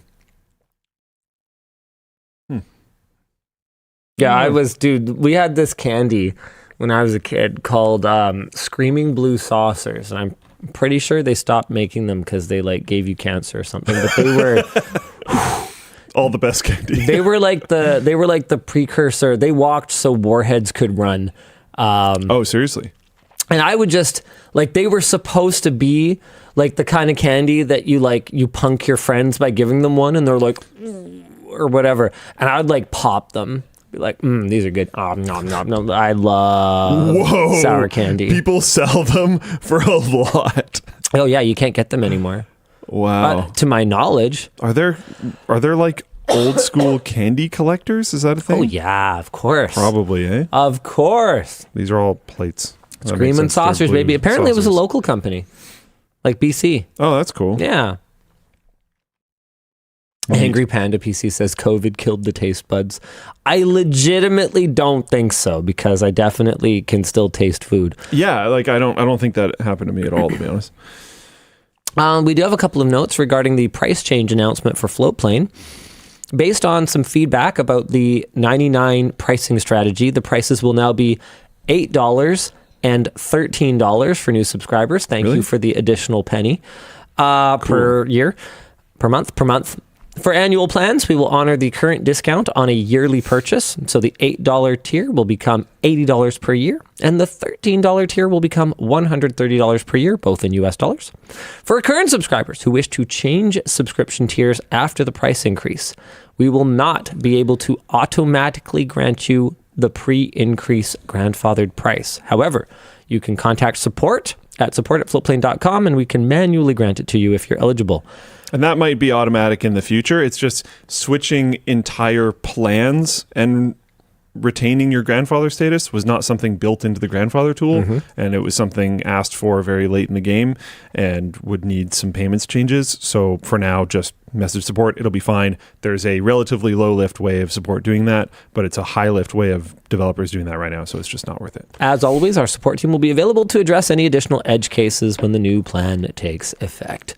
And to reiterate, the OG $3 tier and the current recurring subscribers will not be affected by the price change. You can keep your thing. You're cool. You're good. You're all good. Relax, guy. Don't worry about it. You're fine. Hey, guy. Relax, guy. Yeah. Buddy. Yeah. Depending on how long we keep Floatplane, I feel like there's going to be a lot of different grandfathered statuses. I know. I do feel like that may be untenable at some point, but we'll figure it out. We'll cross that. We're good for now. Yeah. When we get to it. Yeah. All right. Daniel Besser, what are we supposed to be doing right now? More topics, I guess. You sure? You guess, or he just guesses. Okay, 2 to 3 more topics. I can't believe he would guess. He put the card up there. He would guess. That man would guess. Is he a guesser? I think so. No, well, a besser for certain, but a guesser, we can only guess. AMD has officially unveiled their FSR Redstone update. This is an upgrade to their upscaling technology built exclusively for the latest Radeon RX 9000 series or RDNA 4 GPUs. This is a quote from AMD. FSR 4 has been renamed FSR Upscaling to better distinguish between the various features that now make up the FSR Redstone. Yeah, that doesn't really... Okay, sure. Redstone is a suite of several new machine learning-based features, including better upscaling, frame generation, ray regeneration, and radiance caching. Ray regeneration is a machine learning backed denoiser that reuses the last frame's ray tracing work, so the GPU only redraws what's actually changed, so it reconstructs the missing details. Radiance caching uses an AI neural network to dynamically guess bounced lighting so the GPU doesn't have to calculate and render subsequent bounces of light. It is expected to be supported in over 200 games by the end of 2025, but for now, only about 40 games will make use of Redstone. AMD's graph claims you can see more than 3x the frame rate in some games compared to native rendering, with spikes of up to 4.7 times in titles like Cyberpunk 2077. So there it is, folks. Just like NVIDIA, AMD now has machine learning based upscaling and frame generation and all that kind of stuff. As long as you happen to be one of the handful of folks who have a Radeon 9000 series GPU. I was actually chatting with one of the employees at Smash Champs, Raj. He was in one of the tours, and he's a pretty big AMD guy. He treated himself to I think he had a 7900 XT, and then he actually went 9070 XT, if I recall correctly. Sorry, Raj, if I'm getting this wrong. But basically, he was pretty miffed, even though he has a 9000 series card, that AMD's, because he's just like, he's rooting for them, you know? And he was kind of miffed that AMD was kind of leaving behind their non-RDNA 4 customers with this feature announcement. And I was like, yeah, that's a fair point, Raj, but as much as AMD has made a solid effort to have their products, you know, aged like fine wine with driver support and feature updates, the old cards just don't have the AI processing on board. Yeah, so there's only so much you can really do. NVIDIA was way ahead of them in terms of implementing neural processors on their GPUs. So there's nothing that you can really do about that. And you could kind of try to flub it with your more general compute, but then you're taking away from the base performance that you're trying to upscale and frame generate from. So that's pretty tough. You end up robbing your left pocket in order to pay your right pocket. So yeah, downer. But I guess it's cool for people who have a 9070 or 9070 XT or a 9060 series, I guess. Cool. Good chat. What do you want to talk about next? You want to do this thing? Pebble's founder introduces a $75 AI smart ring. Yeah, Pebble. It's less stupid than it sounds. Oh. And I'm going to tell you a couple things that aren't in the notes that are going to make it sound really stupid. Oh. It has a literally not only non-replaceable battery, a non-rechargeable battery.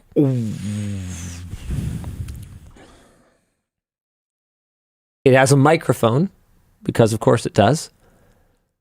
And let's see, what else can I tell you that will make you hate it?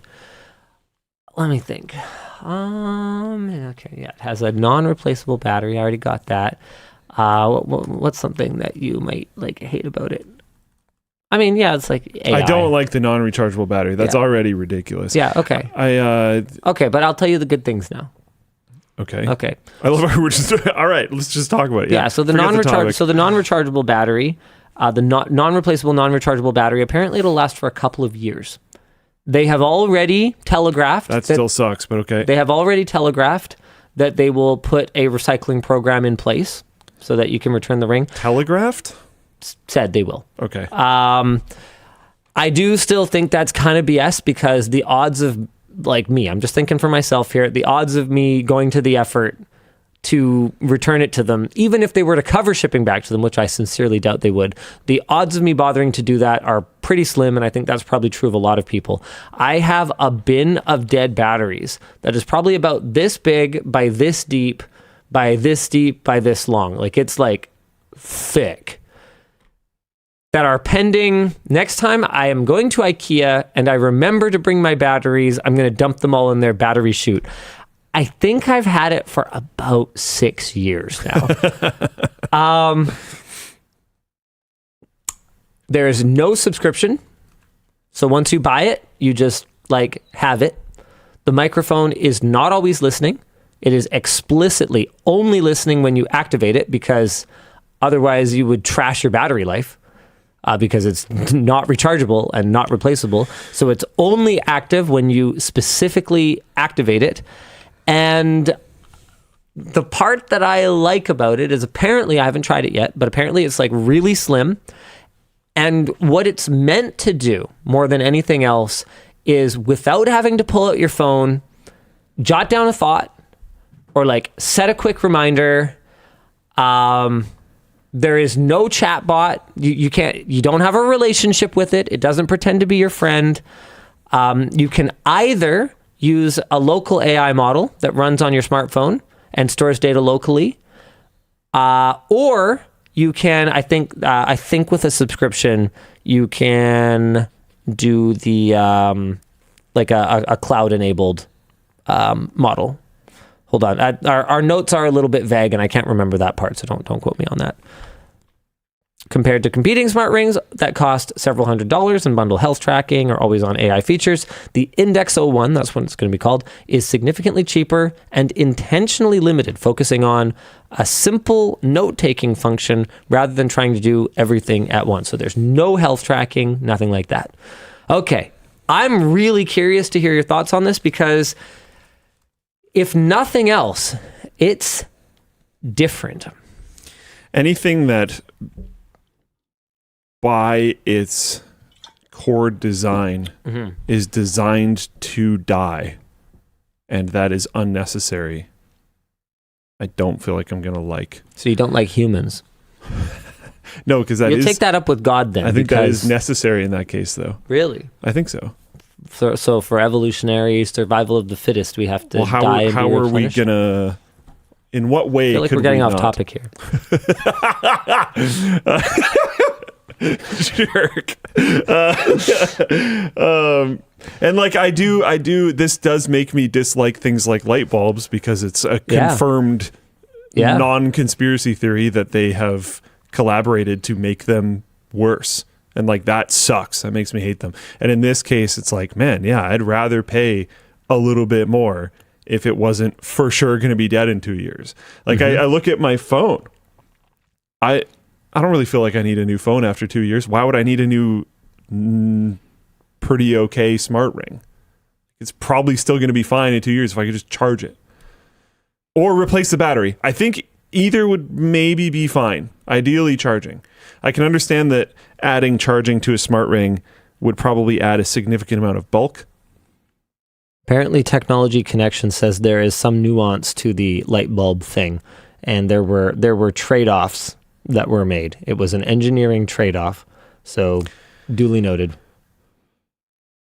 Technology Connections is based. I'm willing to believe him on this. I would say that I think you could flag anything as a trade-off. Okay, so someone in chat said the trade-offs were very valid. That adds a bit. But I mean, there's also... Okay.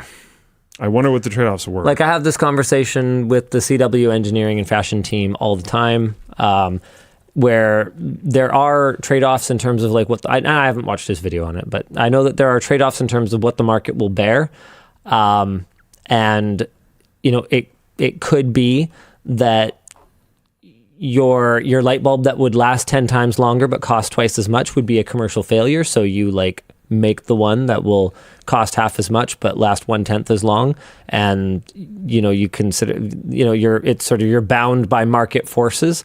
I think it's a cop-out. I think you should just build high-quality products that last a really long time. People are saying it's brightness versus lifetime of the bulbs, which is interesting because if you look at that light bulb that's been on for like an incredible amount of time in that fire station, it's not very bright.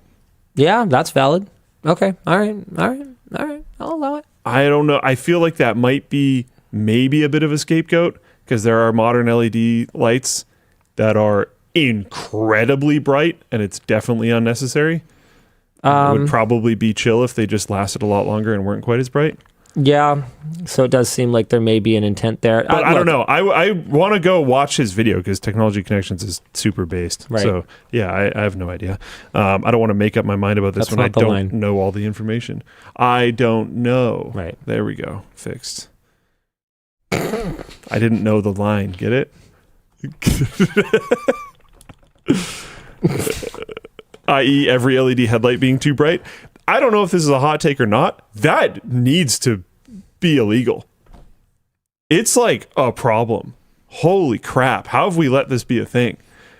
It's wild. I actually don't have a take on this. My night vision's pretty good.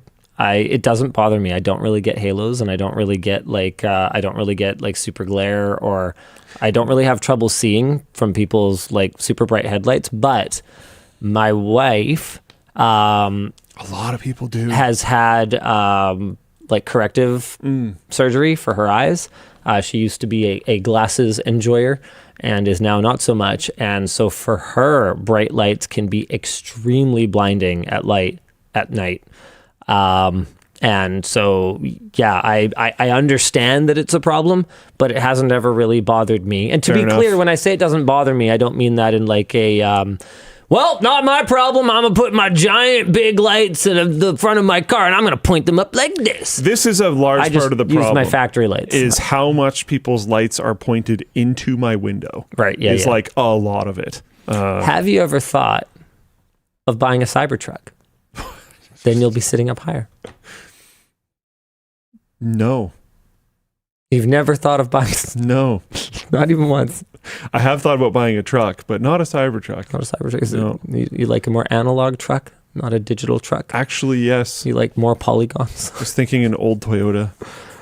An old Yoda. Interesting. Yeah. Okay, why? It would be nice to have something that I could more easily go camping with. There are certain trails that you can't effectively get to the trailhead unless you have a truck in BC. It would be kind of sick. An old, Tacoma or Hilux or something would be neat. I don't need it to be nice. My stepdad... In a lot of ways, I'd probably prefer it wasn't, because like I'm gonna get it scratched up and beat up, and that's cool. I don't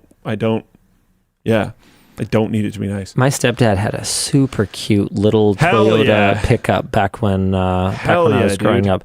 I don't know if it was this one, but it was like a little tiny pickup truck. This was like when the this. actual name of it was the pickup, like its model was pickup, which is pretty funny. Is that a thing? Because I think it might have looked like this. This is the Toyota pickup. Yeah. Okay. All right. Interesting. It's pretty sick. Yeah. None of these other ones look right. This is the one. He had the muffler tied on to the bottom of it with that that yellow rope.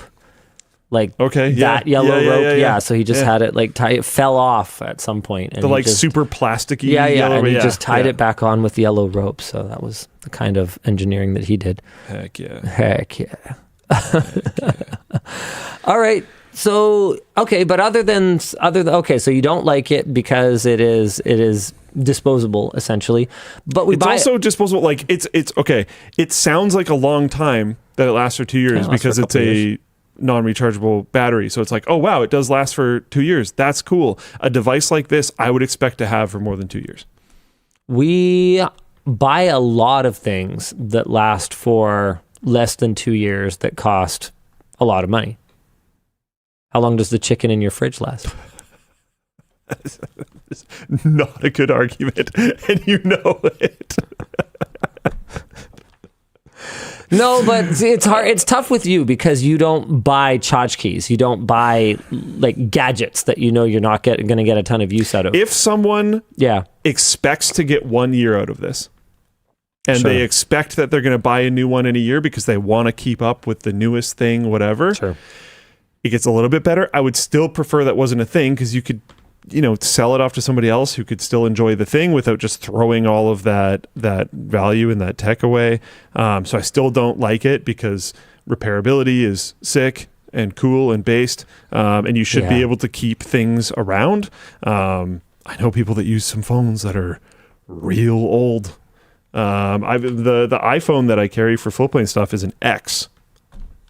It still works great.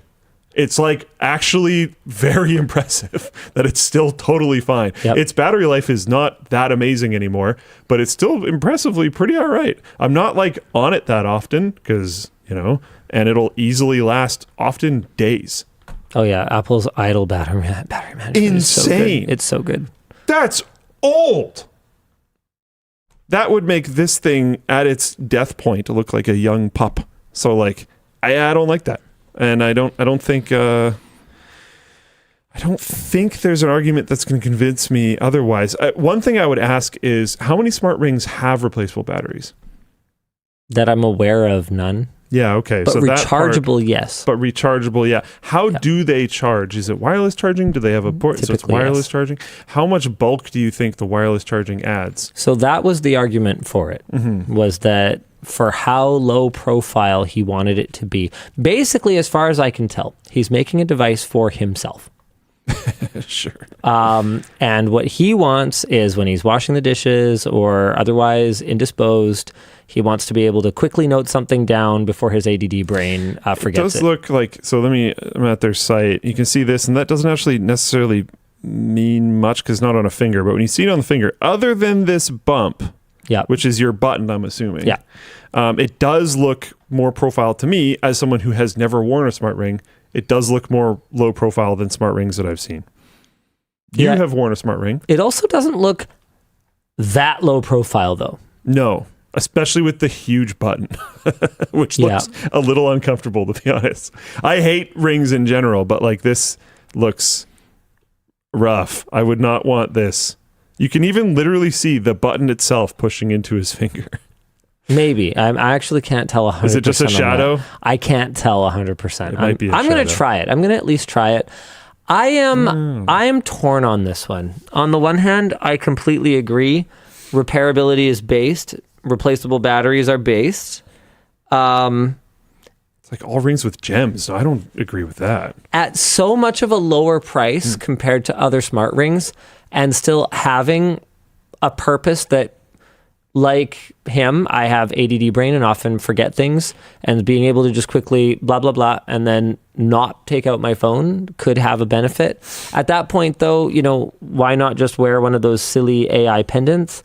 For me, the not thinking about it is a major feature, though. Can you just do this with your smartwatch? Yes, but it's another... I forgot to put on my watch today. Okay, are you going to remember to put on your smart ring? No, because I'm not going to take it off. Okay. I'm going to put it on, and then 2 years later, its battery will die. Got it. Is it water resistant then? So that's the only compelling reason for it, is that I never have to think about if I have it on me. And it can operate away from the app. So it can store some on board, and then when it gets back in range of your phone, it can dump everything, which is pretty... So I could be in the pool, and I could have an interesting thought, and I could be like, blah, blah, blah, blah, blah, and then it would sync to my phone later. It's kind of neat. Yeah, it's kind of neat. And at $75, which is more money than a meal, but not more money than a meal out with my family...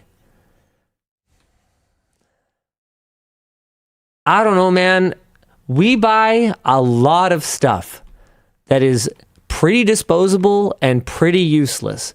Like I did an AMD Ultimate Tech upgrade for someone earlier this week, where once again we have, or not so much once again, but we have a new challenger for LMG King of the Funko Pops. Oh. And I'm looking at it going like, fun. It's all relative. Nice. It's all relative, right? Like if you're the kind of person who just doesn't spend money on anything that doesn't generate a return, like if you have like a very, very kind of strict approach to spending. And to be clear, he's not even referencing me. I do spend money on things that don't generate a return. Yeah, no, I just mean in general. Like if you have sort of rules for spending money that do not account for $75 for a thing that is disposable. I don't actually agree. I think you could argue that this could generate a return. Sure. I just mean whatever your rules are. Sure. You know, if you don't account for $75 for a disposable thing, then, you know, that's totally valid. But maybe I could. I just philosophically I disagree though. Right? Like I disagree with non-replaceable battery. Yeah. But then I also wonder, I mean, AirPods have non-replaceable batteries and people have found ways to do it. So maybe there could be a way to do it. I haven't tried to take one apart yet. I don't know if it could be possible. Kind of doubt it. It uses a hearing aid battery apparently. All right. I sense some trauma. It's okay, buddy. I actually have no idea what you're saying that about. You're okay though. Yeah. Yeah, so it's fine. It doesn't matter. Yeah, nice. All right. This was wild. Over the Black Friday period, okay? The console sales war. No, don't look. Don't look. Oh, he's seen it already. I think I have. So number one. Switch? PlayStation? PlayStation. Yeah, okay. Number two. Switch. You better believe it. Yeah. Nintendo. Number three. A big gap. And then? Right. So I'm going to say, I know the spoiler here, but I'm going to say the one that makes sense. Yeah, you'd think it would be Xbox. It was not. It was not. The next Playground? What? Very I'd never even. strange. I was this week years old when I even heard of this thing. Me too. Over the Thanksgiving weekend, the Xbox Series accounted for just 10% of console units sold, coming behind the PlayStation 5, which came in first, in part because it was the only console that actually had a sale, so with 47%. The Switch 2 in second place, which accounted for 24% of all console units sold, and the next Playground, which was responsible for 14% of sales and is a console that, and this is from Mr. David Gauthier, who he would describe as like a $200 Microsoft Kinect that plays mobile games with a 90-year subscription. If you want $90 a year subscription. $90 a year subscription if you want to play more than 5 games. That's right. I'm going to try that one more time. That I would describe like a $200 Microsoft Kinect that plays mobile games and requires a $90 a year subscription if you want to play more than 5 games. What? Okay, what is this thing? Obviously, we've sourced one and we want to make a video about it, but that's it. Excuse me. The next Playground crashed the Black Friday hardware charts in the US. Okay, what? Like, what is this thing? I don't get it, to be honest. Next I didn't Playground. look enough into this. I knew the like punchline of this article. The active play system for kids and families. Like, did it get bundled with something like crazy, or did something happen? Active games that turn your living... I mean, basically, it's the Wii then. Yeah, you just don't have remotes. Yeah. It's a Wii, but they went for the Kinect model instead of the when did remotes The model. Verge review this? December 12th, 2025. Oh, so no, this is today. So they're also probably like... reacting to this. Probably. So what happened? I've never even seen this before. Did it get bundled with something? Why are people buying this? Does anyone in chat own one of these? What compelled you to get it? How did you even know it existed? How to Train Your Dragon, Riders of the Skies, Bluey Bust-A-Move. Whoa. Who's behind this company? PlayPass unlocks the full catalog and delivers new content and updates automatically every month. So how much is PlayPass? It was $90 a year? Wait. Oh, man, just show me a price, brother. What? No, show me a price for the subscription. Learn about PlayPass. Okay, that's what I clicked. Where is the price? Yeah, here we go. Yeah, 12 months. Yeah, $90 a year. or about what does that work out to? Like $50 every 3 months. So like $15 a month or $17 a month or something like that. Love this for my active little kids. Keeps them moving and so many games to choose from. My 60-year-old dad even plays with them. This is wild. Yeah, it's new Wii. It's someone who figured out that people actually really liked the Wii. Yeah. And that everyone forgot why everybody liked the Wii. Yeah. We teamed up with the top family brands, Hasbro, Mattel, whatever this is, Paramount, Sesame Street.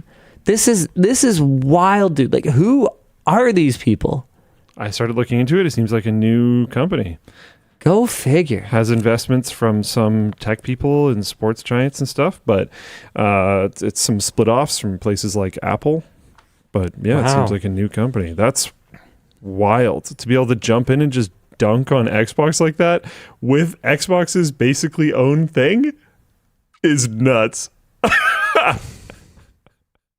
Imagine making a successful thing based off of what is effectively a Kinect and it not being like Microsoft. One of the greatest game console industry failures of all time. Oof. Let's not call it successful yet. I mean, that's fair, but they're outselling Xbox. Yeah. And it's a subscription model, so you know they're doing good. Well, they're outselling Xbox for Black Friday, I should say. Not overall, necessarily. Yeah, we don't know. Don Cabeza says, the Kinect, it sold 25 million units. Says, the Kinect was not a failure at all.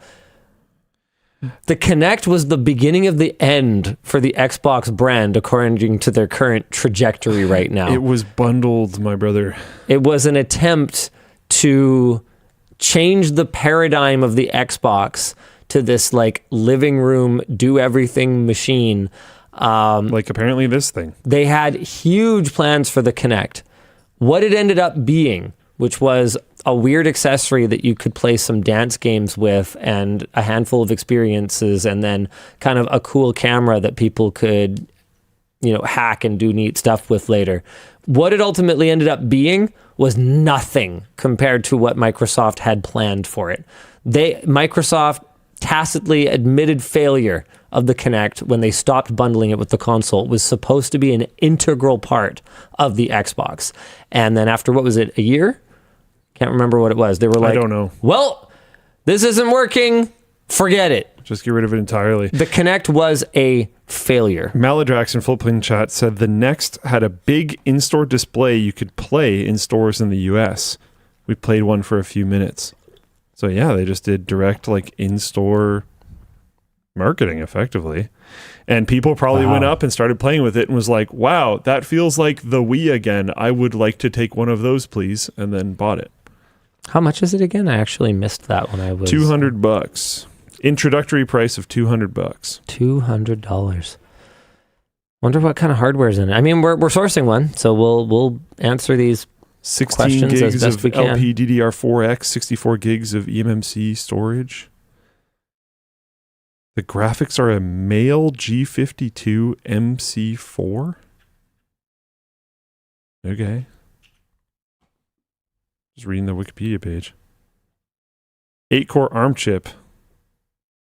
ARM taking over the world, boys. Yep. Well, good luck, Microsoft. Wild. Oh, yeah, our discussion question here is, with the rumors being Mali. that... Sorry? I said male, but apparently it's Mali. Mali, yeah. It's a typo on Wikipedia then. MAIL. Wow, yeah, your dyslexia did not do that to you. Well, you know why? It's because I read it like 6 times. I'm not even kidding. That's why I was so confident to be like, actually, no, it's male. Yeah, there you go. So if it's actually Mali, someone can go do a successful edit there if they want. Yeah, nice. Let's go.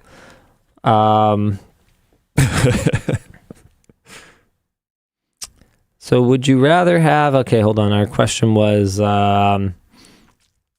if the rumors of Microsoft's next machine being like $1,000 plus PC-like machine are true, what does Xbox even mean anymore? I think it means failure. Yeah, I mean, I guess it's the Xbox Live stuff, Game Pass. Yeah. Which I understand it has like pretty good value. I don't want anything to do with it at all. And we were an Xbox household. Oh Like, yeah, totally. hard Yeah. And I am from the OG. gone from there.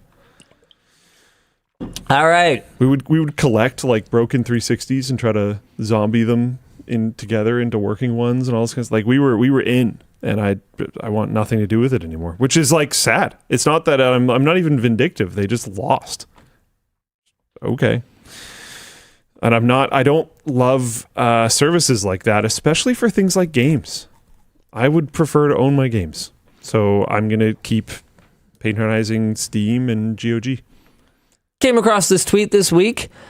Senator Ruben Gallego has introduced Senate legislation to outlaw surveillance pricing. This video is actually a little bit older, but it features the one and only, the bassist of Bass People, former FTC chair Lena Khan, who She's explains back. the dangers of this shady practice. As usual, something that everyone needs to understand and be vigilant about, has the least sexy, least interesting name possible, but we're going to tell you guys about it anyway. I'd actually never heard the term surveillance pricing before, but there's renewed interest in it because the state of New York recently cracked down on it. So examples used of surveillance pricing by the video that Ms. Khan, pretty competently hosted, actually, as a video host myself. I think she did a pretty good job. Nice.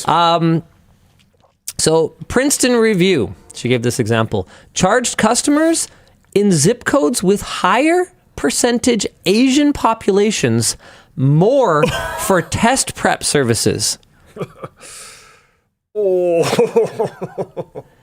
Okay. Other tests found or suggested that rideshare apps may charge riders with lower battery life more for the same ride at the same time.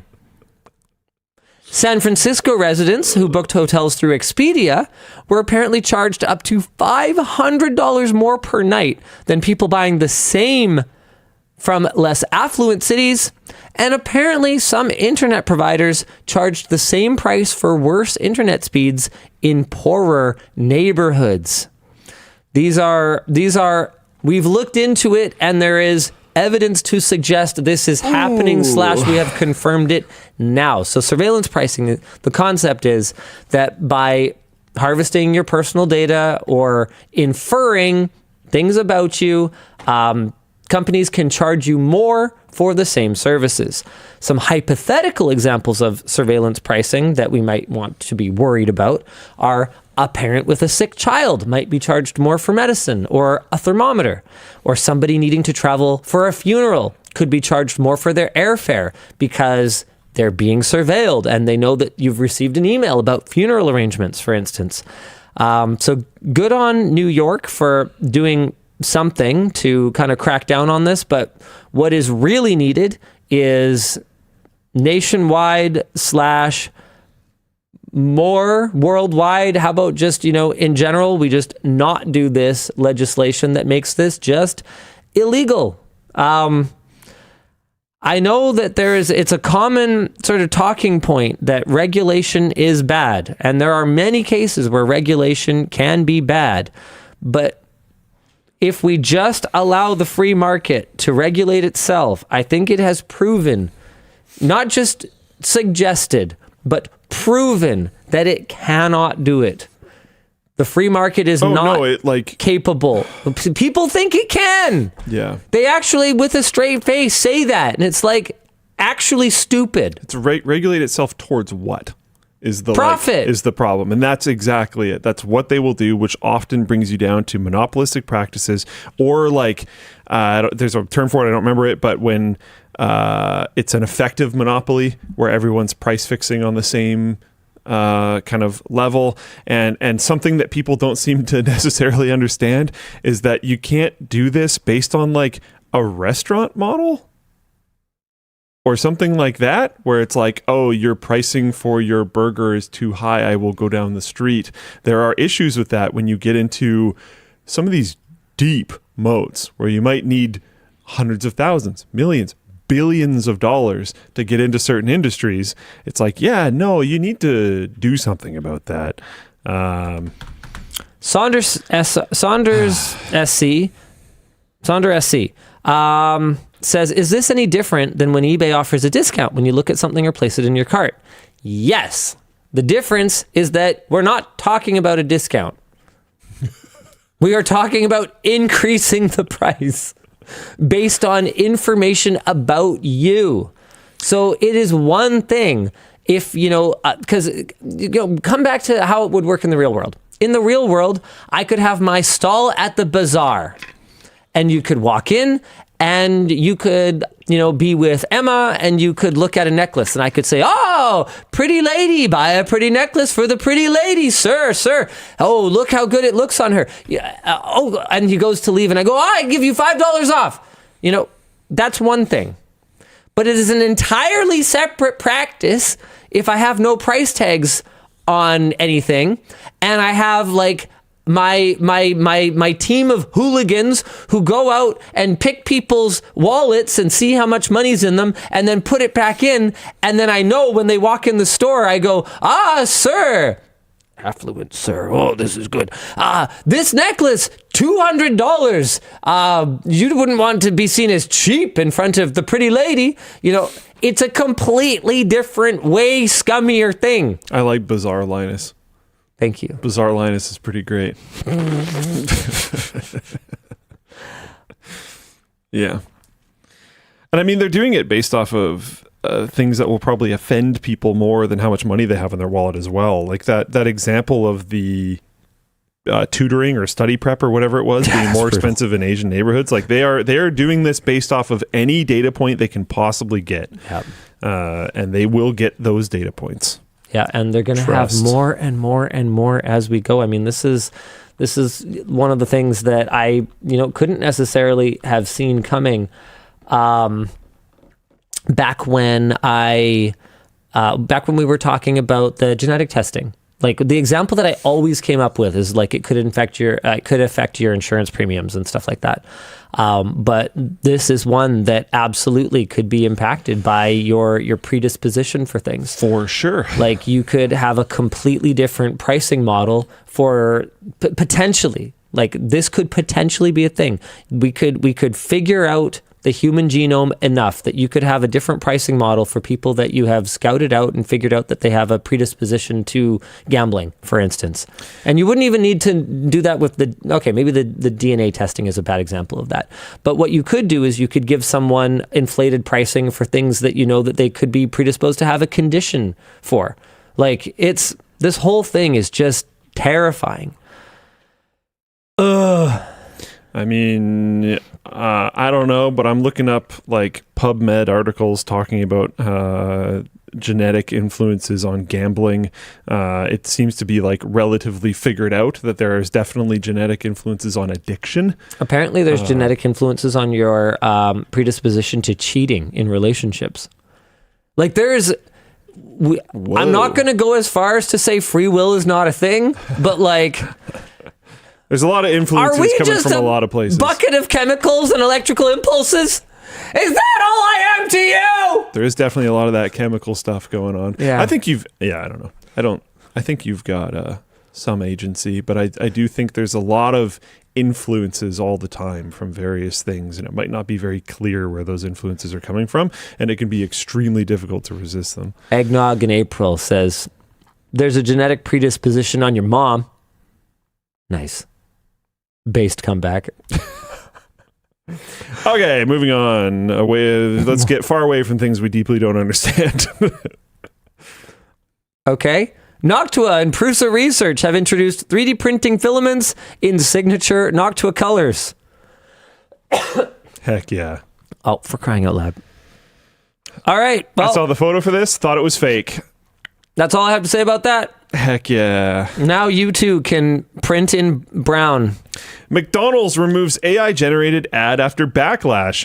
This is an amazing story. McDonald's in the Netherlands put out a festive well, you can call it festive, I guess, AI-generated holiday ad calling Christmas the most terrible time of the year, which they elaborated on in a statement that it was meant to highlight the stressful moments during Christmas in the Netherlands. The ad features a compilation of unrealistic Christmas events going wrong, like opening your tree and the branches flinging you out of your front window, or Santa and his reindeer causing a traffic jam.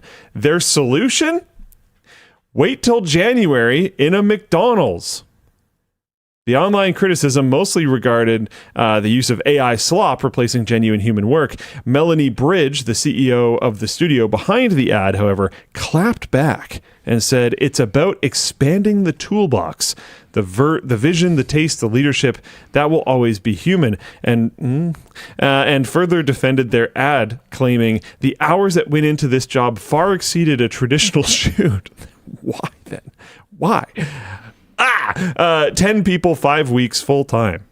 Discussion question: Is AI the solution to accomplishing shoots like this with limited resources? If the AI shots didn't include people, would that make it more acceptable? Okay, so first up, 5 weeks full time would not be nearly enough to do that shoot with people. Because what about all the extras? Like, what about all of the human actors? Like, never mind the editors and storyboarders and director and camera operators. No, like 10 people, 5 weeks full time. Yeah, I know, still. 10 people, 5 weeks full time, bullshit. Okay, yeah, sure. I thought you were saying there was 5 weeks full time of total hours put in. Oh, no, sorry. 10 times that. No, but like with all the logistics involved, with that many shots, I can tell you as someone who does video things, there's no way that they could make that exact commercial. Like there would have had to be like so I'm not sure, CGI work. Like, no, Oh, okay. there's no way. Yeah. Absolutely freaking no way. Well, they're not saying making that exact video. They're saying making a 44-second McDonald's ad.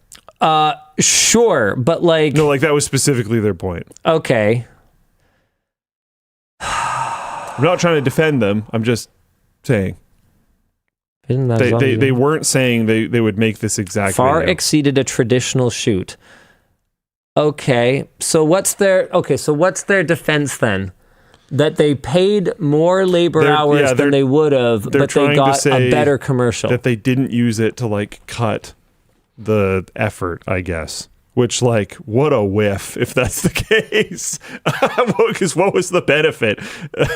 It doesn't look particularly good, in my opinion. Yeah, I mean, I got to be honest with you. As far as like commercials go, I actually thought it was kind of cute.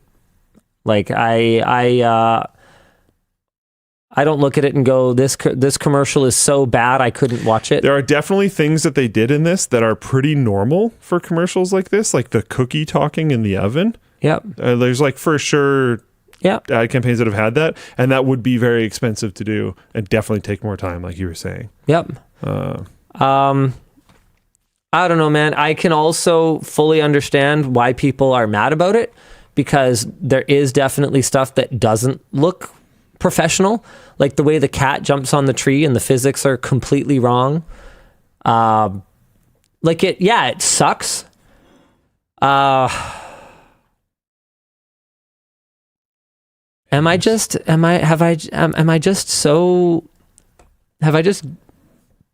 given up to the point where I'm accepting this garbage?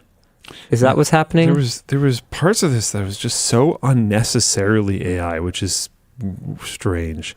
I'm wondering if the studio that did it is like an AI studio and they're shoehorning it into things. Because like there's stuff here that like it's just so unnecessary. Like the cookie, okay, I can understand you like saving a bunch of time by having AI animate a talking cookie instead of doing it yourself. But there's a lot of stuff that's just, why? If you just did it normally, it would have looked better and taken less time. Sick. This is very weird. Yeah, this is a tough one. It's very clear that this is going to happen. I am honestly surprised that McDonald's even pulled it down, though. Like what? Coke did one last year, Yeah, and then their so- new one, they did it again. They just didn't have humans in it, which is like completely missing the point. And is anyone even mad about Cokes this year? I'm not sure. Coca-Cola 2025. Let's see. Tim's got an interesting take. I just don't care. It's an ad. I'm never going to watch the ad anyway. Nice. Nice. Okay. I mean, I think people might not like it that much. One of the top comments on the video with 22,000 upvotes is the most profitable commercial in Pepsi's history. That's pretty good. That's pretty good, but it's also pretty It also got 1.6 million views. it's also pretty echo chambery. Yeah, for sure. Like it's been interesting, over the last, let's say, week or two, seeing how self-important some communities can think that they are and how influential For sure. they might think that they are. Like, you look at Reddit, for instance. Something can front page Reddit, with tens of thousands, hundreds of thousands of upvotes.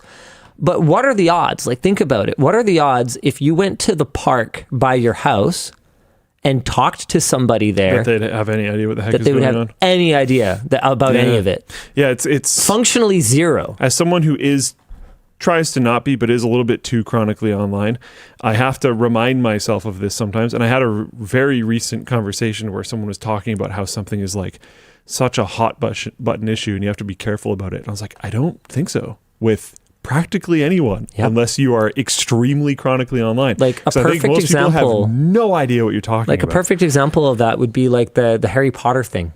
Yeah. Like, if you're chronically online, and especially if you exist within certain communities or counter communities, Yes. it's like Then you'll know it's, about it. It's like a major like it's a culture war thing, right? But if one of the kids if one of my kids' friends comes over and I'm like, oh, what do you think of Harry Potter? They're just like, oh, I love Harry Potter. Like, they don't know about any Probably of have that. no clue what's going on. I talk to their parents, like, oh yeah, your kid says they like Harry Potter. They're like, oh yeah, Harry Potter, the lightning bolt thing, with the scar, right? Like, they don't care. They don't know. They don't care. Yeah.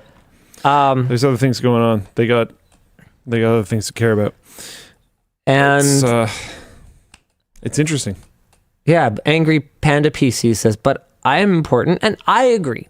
I agree you're important. Everyone's important, but not everyone is important to everyone else. Here's another weird thing. Even if you are chronically online, these days, it doesn't even necessarily matter that much because your feeds are so heavily algorithmic that you probably still are out of the loop on so many things. Because like I remember there was a thread on Reddit recently about how YouTube unlisted all of their rewinds.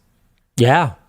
And it's like, yeah, I remember being on YouTube back in the day. And like if there was something big happening on YouTube, as someone who went to YouTube, you would just know that. But now, we were talking before the show, there was a creator in our space with over 1 million subscribers that neither of us had ever heard of. Yeah. Because they made a type of content in our space that we just wouldn't happen to come across. Alyssa Jean Puppy says, if a person behind a franchise spends all her money on wanting to stop making me exist, I think boycotting is really the least you could do. My point... We're not saying anything about that. My point wasn't what people should or shouldn't do. My point was that they don't know. Yes. That is the only point. You can't care about something that you literally don't know. Yeah. And I think that we often live in echo chambers and in communities where the issues that are very important to us, like, like what would be an example that would be like a really tech community? Like, okay, what percentage of people, if you went to the mall, right, and you went and talked to somebody, what percentage of people there would know that DDR memory The RAM is pricing. expensive? Yeah. And the impact of that on the world. Of the ones who knew, what percentage of them would be impacted? Like, out of computer enthusiasts, so you've got your total population, right? Then you've got your like tech enthusiast bubble, and then within that bubble, You've got the people who are actually shopping for a new computer right now, who are actually spending money right now. And then like that's it. It's this tiny little fraction. And so yeah, there's people who are very mad, who are following this whole AI thing, and particularly, generative AI video, and out of that, the people who sort of care about the replacement of labor of the cinematographers and the actors and the writers and all the people who would have otherwise worked on this. And I think it's just like, yeah, you could probably easily find, what did that top comment have? Like 20,000, 22,000 upvotes. Yeah. Those 22,000 people, they matter. Those are living, breathing souls with blood coursing through their veins. And they're also an incredibly tiny percentage of the global population. Alyssa Jean Puppy, hopefully I said that right, said in Floatplane chat, okay, but J.K. Rowling is all over the news about that. At least in the UK, which is just another version. She's not over here because she's not from over here. She's from over there. And she's not trying to influence legislation over here. And we're aware because we're terminally online. Yeah. But but you got a geographical filter. We're not trying. Then you've got a keeps up with the news filter. Then you've got a cares about this issue filter. And then you've got a even remembers it filter. There's so many layers until you get down to what can be a very large number of people. And especially over the last decent amount of years, there's been a lot of difficulty going around, and yeah, people might be struggling to survive at all themselves, and the issues that applied very directly to them is going to be what's important to them when they're fighting for survival all the time. They have to deal with their own problems, right? They have to put their mask on first, and it's tough, but Cato-esque asks, so then do people outside the US think Elon Musk is great then? A lot of people think Elon Musk is pretty great. That's the whole point we're trying to make. Don't care at all. Or just don't care at all. Yeah. Yes. The answer is yes. I'm sorry to be the bearer of bad news. Incredible amount of people in the world that don't even know who he is. Yes. That's a thing. I know. It seems crazy, right? In our tech sphere, right? How could anyone in the tech sphere not have heard of the Techno King, as he self-proclaimed himself to be a number of years back, right? In D260 said there are idiots through the whole world. We're not saying they're idiots. No. That's not what we're saying at all. Some of them might be. The fact is that education is a problem? No. No, that's not what we're saying at all. We're saying that there's a whole wide world out there with many, many interests and many, many priorities, and not everybody shares them. And in this algorithmically curated world that we live in, you might literally just never see it. And we may, and that is in a lot of ways by design. On the platforms, what percentage of subreddits that exist do you imagine you've been personally exposed to?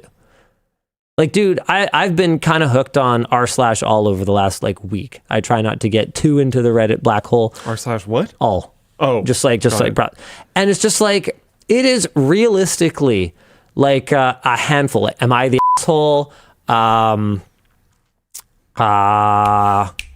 PCMR shows up there every once in a while. Comics shows up a fair bit. There's it's probably over the span of a week, several dozen subreddits that contribute to the majority of the vastly uploaded or upvoted content on the site.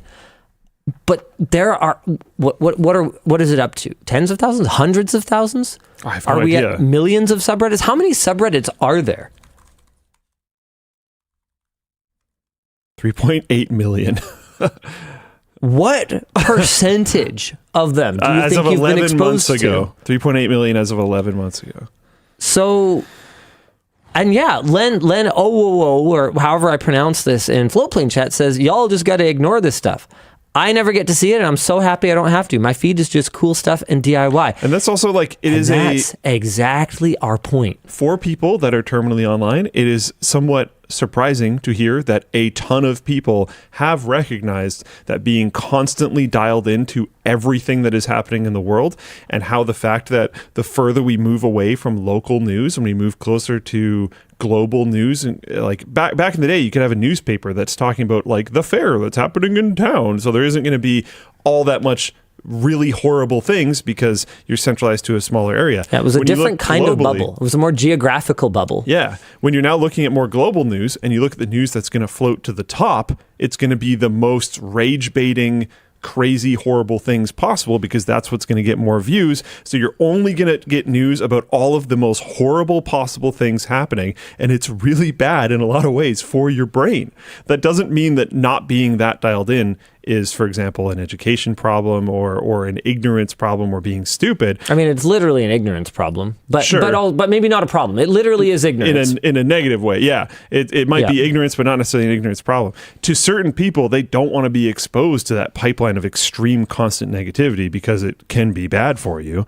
Or it's just, they got other stuff going on. I76969Hex says people should be informed. Noble sentiment. How many things do you not know about? You're speaking English. Do you know everything that's happening in China right now? I don't. Like, I know Hassan's Billy stream got turned off. Which is pretty sure. do you know, like, yeah, I don't know. There's so many layers to that. And like, your level of knowledge does not mean that everyone else's level of knowledge is inferior. There are an incredible amount of things that I know nothing about that I'm sure are incredibly important. And I have no clue. Yeah. And again, like, we're not trying to argue that that's the way it should be. That ain't the argument. We're just pointing out that that is how it is. Not everyone cares about AI or AI slop. Or yeah, dude, the amount of people that are just totally ignoring and don't care about that at all is super high, very high. And the number of people who are like, yeah, let's go, also very high. Yes, and that is fact. Sorry. Yeah. Am I gonna have to do a shirt over this? Sorry, AI is a thing. Like oh man, because I'll do a shirt. I don't mind. I could do trust me, bro. AI is the thing. Hashtag @block is piracy. Just we'll combine all the scandals. It's like, sorry, the things that you do know are probably less important than the myriads of things that you don't. Ooh. Wow, that's a. Okay, in other news, what the heck is this? Facebook and malware bytes. Okay, I recorded this on my computer. Okay, here we go. So I got my my OBS interface here. Here we go. I got this email from Facebook. Okay, and I was a little irritated. Wow, this quality though. This is really blurry. One moment, please. It's actually not just my eyes this time. There we go. Okay. Right. So I was told that a post from 2015 was flagged for copyright infringement. Okay, so I clicked through and I made my way over to our... Oh, no. Right. Hold on. Okay, let's get the story right. So I got an email from Facebook asking me about some feature. And I was trying to figure out how to turn off emails from Facebook about all of their page management nonsense. There was no unsubscribe. There was no, because I don't want to block every email, because occasionally, because it's for the page manager email, like occasionally they might send me something about my payment method being wrong or something. So I can't just block emails from Facebook.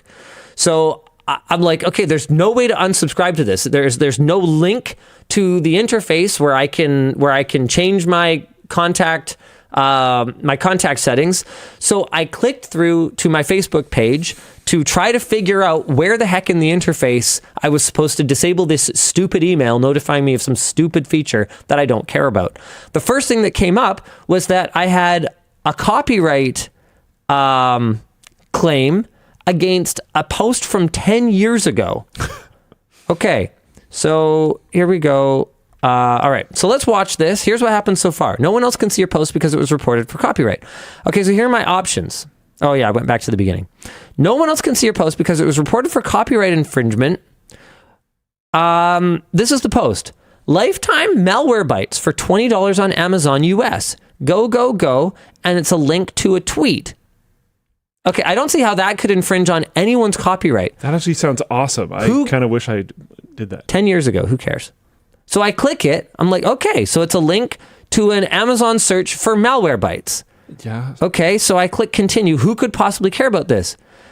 Malwarebytes Corporate Holdco or their authorized representative managed to find a post from 10 years ago. Well, they crawled it. Well, right, but why? Who cares? And also, what are you talking about? How does it infringe your copyright? Okay, so anyway, we don't allow content that whatever, so I can accept the decision, I can submit an appeal, or I can contact Malwarebytes Corporate Holdco. I think I'm about to dox Malwarebytes Corporate Holdco. So yeah, there's their email address and phone number. Anyway, submit an appeal. Nothing happens. Go to form. Go to form. Go to form. Hello? It doesn't open another window. Nothing. It doesn't do anything else. Go to form. Strategic bugs. I like it. What the heck is this? What is going on right now? So here's the email from Facebook.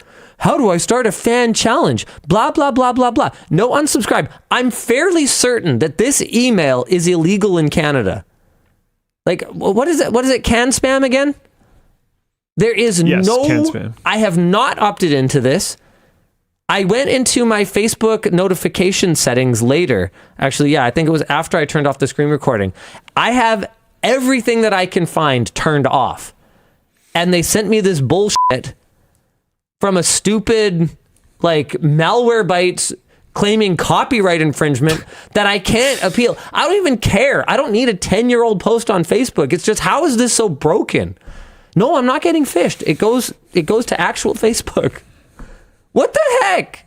That's all. That's all I have to say about that. I was in between rounds at my badminton ladder, going through my email. I was like, what is this? I don't know how to deal with this right now. That's very annoying. What I do know how to deal with is a big shout out to the LTT Forum folding team. We had a record-breaking event, folding month 8. In total, the team produced over 230 billion points. That's nearly 3 times last year's total. We had 369 participants, nice.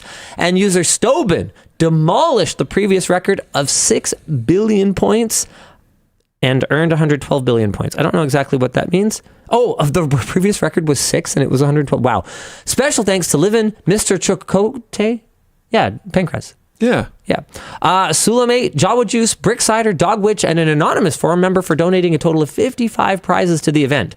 Additionally, Base 20 Pancras. participants will be walking away with a $100 LTTStore gift card. Justin Miller, a scientist from the Bowman Lab at the University of Pennsylvania, was very impressed by the total simulation time that the LTT, or that folding at home, contributed of 8.6 milliseconds during November. He said, that sounds like a small amount of time, but that is a ton for the types of motions that we like to study, and roughly 2 to 3 orders of magnitude more than most simulation-focused papers tend to have on their own. Nice. So massive thank you to everyone who That's cool. participated. The final rankings and Justin's complete summary can be found in the final blog at, this link. Dan, do you want to throw the link in the various chats? But basically here. That's awesome. Yeah, super cool. Heck yeah, folding month. And I think we've got just one more topic before we get to After Dark. The world's first flying car! Here it is!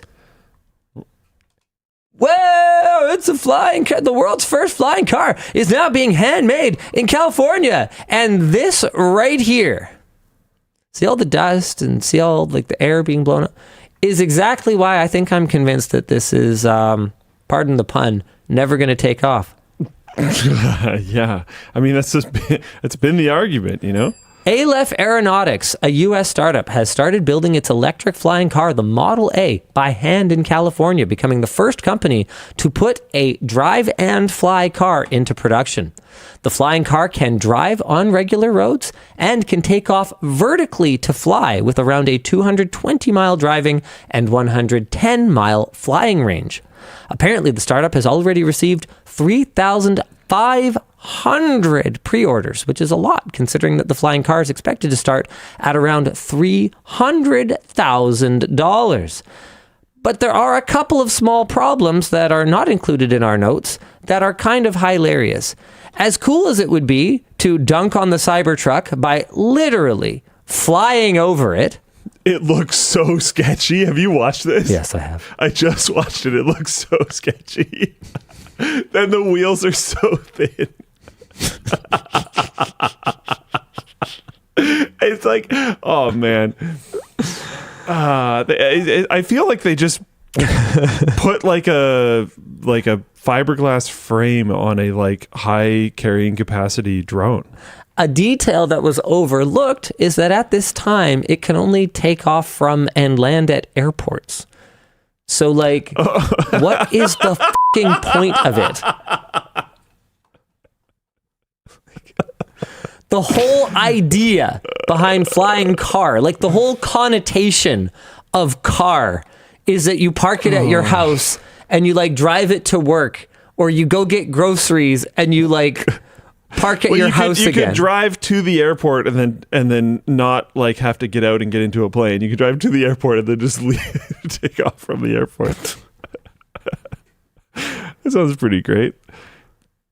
You can drive 220 miles with a 110-mile flight range. Wow, so it's only half the... That's actually... That makes a lot of sense. Yeah.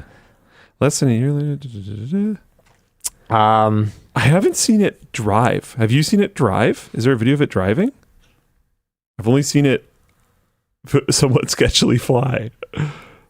I don't think I've seen it drive. As soon as I found out that it's slow, has crappy range, is expensive, has all the issues of any other personal flying vehicles, with the big one being, I forget what it's called, washout or something like that. Basically, the displacement of air that they need is so big, and the propellers that they can accommodate for any kind of VTOL functionality are so small that they have this like tiny cone that basically blows away anything anywhere near them. Like, there is, with the laws of physics being what they are, as far as I can tell, no reasonable path to driving one of these from your front driveway to your parking lot at work.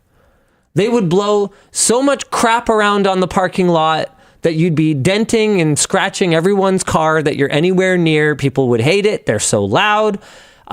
Much larger propellers can help with the high-pitched noise and all of that, but you still have to deal with all that air displacement in order to lift this like hundreds of pounds vehicle plus whatever people and cargo that you want to carry in it. Like, it's just not going to happen. Or you could buy a really nice, really sweet car to drive to the airport and then get in your own just like experimental Onex Kit. craft. That thing looks pretty sick. What's the side impact crash rating on this flying car? For sure, just nothing. The crumple zone is you. Like, come on. You are expected to crumple your along with bones. the car. Yeah. It's just gonna Bones will absorb the impact. It's just gonna hit the batteries. Yeah, sure. Like, come on. Oh, very fun, very cool, very good. Looks cool. Very They go nice. out of their way, it seems, to make it really hard to see how skinny Yeah. chicken these Dude, they're tires are. they're so narrow. Oh, man. Yeah, you can see them there. Yeah. They look like wheelbarrow tires. Yeah. Oh, my gosh. Yeah. So this is... Damn, dude. Yeah, this You is... said they got pre-orders? Apparently. That's the craziest part to That's me. what it says in the notes. I Them mean... working on this is cool. I actually have no issue with that at all. Okay, so we just had a huge, long conversation with the audience about ignorance. Remember? Not everybody is an engineer. And a lot of people would think, oh, well, they got, I forget what body they got approval from, but they like are making progress to this being a product that they actually ship. And so if I heard that they got their, airworthiness certification from the FAA, they got an airworthiness certification. That's huge. That's huge, right? So I'd be like, oh yeah, flying car. I see this picture. I go, I mean, what? Yeah, $300,000. I mean, that's only 10 times the price of a car that doesn't fly, right? It has so many more degrees of freedom. That's so good. Honestly, if they just never released this video, I feel like they'd do better. Well, they've been doing pretty good up till now. They got their pre-orders, and yeah, not everybody's an engineer. So yeah, I could see people pre-ordering it if they just don't do the math. Like, it wasn't until, for me too, that I came across like a really good article. I wish I could find it so that I could bring it up. I read it and then I like kind of lost it and then I never saw it again. But it was a really good article that basically kind of walked me through the math of how this is just like kind of f***ing impossible. And they're like, at the end of it, they're like, look, don't short it because, you can't they'll stay irrational longer than you'll stay solvent or whatever. Like, yeah. I'm not saying you should like short these companies and try and make a bunch of money on their downfall or whatever. I'm just saying, don't invest in them. Don't pre-order this stuff because this ain't happening. This is not happening. I'm like, oh, okay, bummer. Because that would be awesome. Like, I'd be down. I hope that, they got their flight worthiness thing, whatever. I hope that it ends up being awesome because, like, why not? Yeah. That video wasn't awesome. Does not make it look good. But hey, I mean, all power to him. Good luck. Oh, cool. Hilarious. Have fun. Is that it? After Dark? I think it's time for After Dark. Nice. Mr. Daniel Besser, hit us. Let me just get the banner and the button. Oh yeah, not financial advice. Just throwing that out there. Always got to throw that out there. Okay, let's see what we've got today. Hey dudes, aside from YouTube, which single company's sudden shutdown would have the most immediate detrimental impact on LMG? Which would be the most beneficial? A beneficial shutdown. I don't know if there's anyone. We're all about partnerships. I don't think there's anyone that I would look at and go, yeah, them shutting down would be highly beneficial to us. Who'd be beneficial? I usually see the competitor maybe, but I don't really see us as having competitors in a traditional sense. I usually see, especially the space we're in, not all spaces, but the space we're in, as rising tide lifts all ships. Yeah, me too. I think the more people that are interested in tech will help all of us. And if other people in the tech space are making good content, I think that will help us, not hurt us. Yeah, I've always seen it that way. I mean, this is really interesting. So the timing of the release of that interview that I did with John, I was talking in the interview about how our viewership has kind of struggled lately, right? But I did that interview a couple of months ago. And so obviously there's a ton of comments on the interview with people giving me their brilliant ideas for what I can do to fix my channel, or how talking about how, it's all because, Alex and Andy are gone, or whatever the case may be, right? But what people don't bother to do is check and see if there's any truth whatsoever to their hypothesis.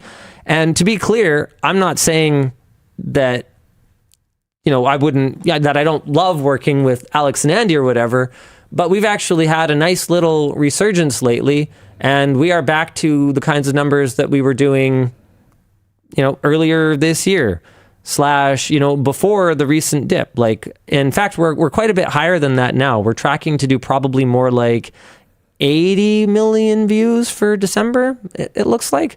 So that's back up at a level that's sort of closer to sort of November of last year. Like, there tends to be there's a seasonality to it to a degree. Yes. Right. So we are higher than probably in the next month. We'll be higher than probably about, eyeballing this, 70% of the months of the past 18. So thank you for your advice and your analysis of, why LMG is failing or whatever the case may be.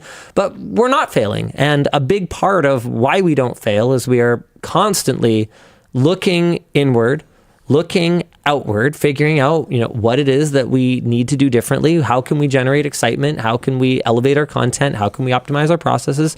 And the answers are always going to be different in an ever-changing world that is competitive, even if I don't see other YouTubers or other media outlets as competitors. Does that make sense? Yeah. And we've had great people leave, and we will have great people leave, and we will have great people join. Yes. And then we leave. are a business in constant flux, just like every single other business. And we will have different eras because there will be different people here at different times. And like Taylor Swift, I may do a tour about my eras. You might. Probably not. And this is all extremely normal. Yep. And that's okay. Everything is a normal thing that is happening right now. And you know what's another normal thing? For there to be times of unusual strife. Yeah. That's also normal, Yes. even if it is abnormal. And so It's there normal will to be have times of abnormality. There will be future times when, we might hire a lot. There will be future times when we might have a lot of turnover. There will be future times when our content is not performing well. And there will be future times when our content is performing really well. And all of that is just part of the natural ebbs and flows of running a business in a fast changing world. Maybe Steam will release or Valve will release a bunch of hardware all at once. Yeah, that was nice. Let's go. What a Christmas present that was for us. Yeah. It was encouraging, right? Because it's not like No, it totally was. It's not like I'm immune to, feeling a lack of confidence sometimes, right? Like, Yeah. I see the content not performing. I go like, do I even got this anymore? I'm always asking myself that. And then someone does me the like bare minimumest favor of releasing some hardware that's interesting. And we get 4 million views on one of them and 4.5 on the other, 3.5 and 4.5. 3.8 and 4.8 right now. Yeah, something like that. And I'm just like, oh, okay, no, I still do know how to do this. I did those videos in 2 hours each. And just the Steam machine won't cost what you think. Got 2.6. Yeah. Like, it was a good video. just cool, interesting stuff. Yeah. Yeah. No, sweet. I think not just I think we've still got it. I do think that we have. I mean, you guys were even talking about this before the video, before we started WAN shows, just looking at some of the process bloat and stuff. We have, We have problems. There's gonna need to be some work done on kind of addressing how things flow through the company and I think so. and stuff. And I it's think just so. We've existed for so many years at this point, and we've kind of always just built. There hasn't really been a lot of removing things, cutting back on certain things, trying to see, hey, if we cut out a bunch of processes here, what would happen? Yeah, because sometimes there's process that was originally designed to help solve problems, which due to misuse or rot or improper initial creation actually just creates more problems. Yep. Creates more cycles for people to have to do, especially cycles that suck and they don't want to do ever. That is absolutely a thing that happens. So we have things to address, but we're working on it. And that's normal, especially as far as my understanding goes, when companies get to around this size. Yeah. This ends up being a major problem when companies get around the 100+-ish size, which is exactly where we're at. Everything changes. Yeah. So this all makes sense. And there will continue to be change. Someone asked, here we go. Capture the Bomb asks, speaking of ebbs and flows, how's the badminton club doing? I don't know. You tell me. Here's a live feed. Okay. Yeah, looks pretty good to me. Got some people playing some badminton all up in this booth. How embarrassing would it be to just biff right now? No, they'll be fine.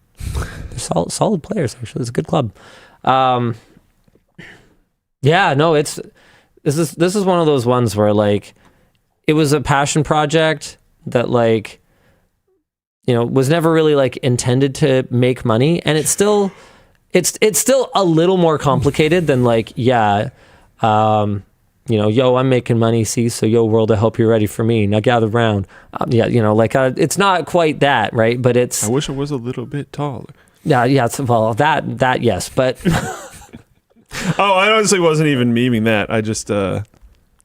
No. Well, that's the different artist, different song. I was Humpty Dance, like totally used different to thing. like that song. It's fine. Okay, the point is that we kind of accidentally a good sports facility that's actually doing really well. Like there's probably They were just accidentally a successful business. Yeah, there's probably a solid like 60 people in there right now. There's people in the concession. There's some people hanging out in the lounge. There's people in the retail shop. Hey, is the concession like a thing yet? But we do have those cool like machine? Japanese style like hot food vending machines. Oh, those are there. Yeah. Okay, cool. Yep. I mean, that's nice. Yeah, so Smash Champs will use them except when there's whale land. Yeah, sure. Yeah. Is there any progress on having an actual concession? No. Okay. Yeah, the managers feel extremely strongly that we need to have a steam room and a sauna.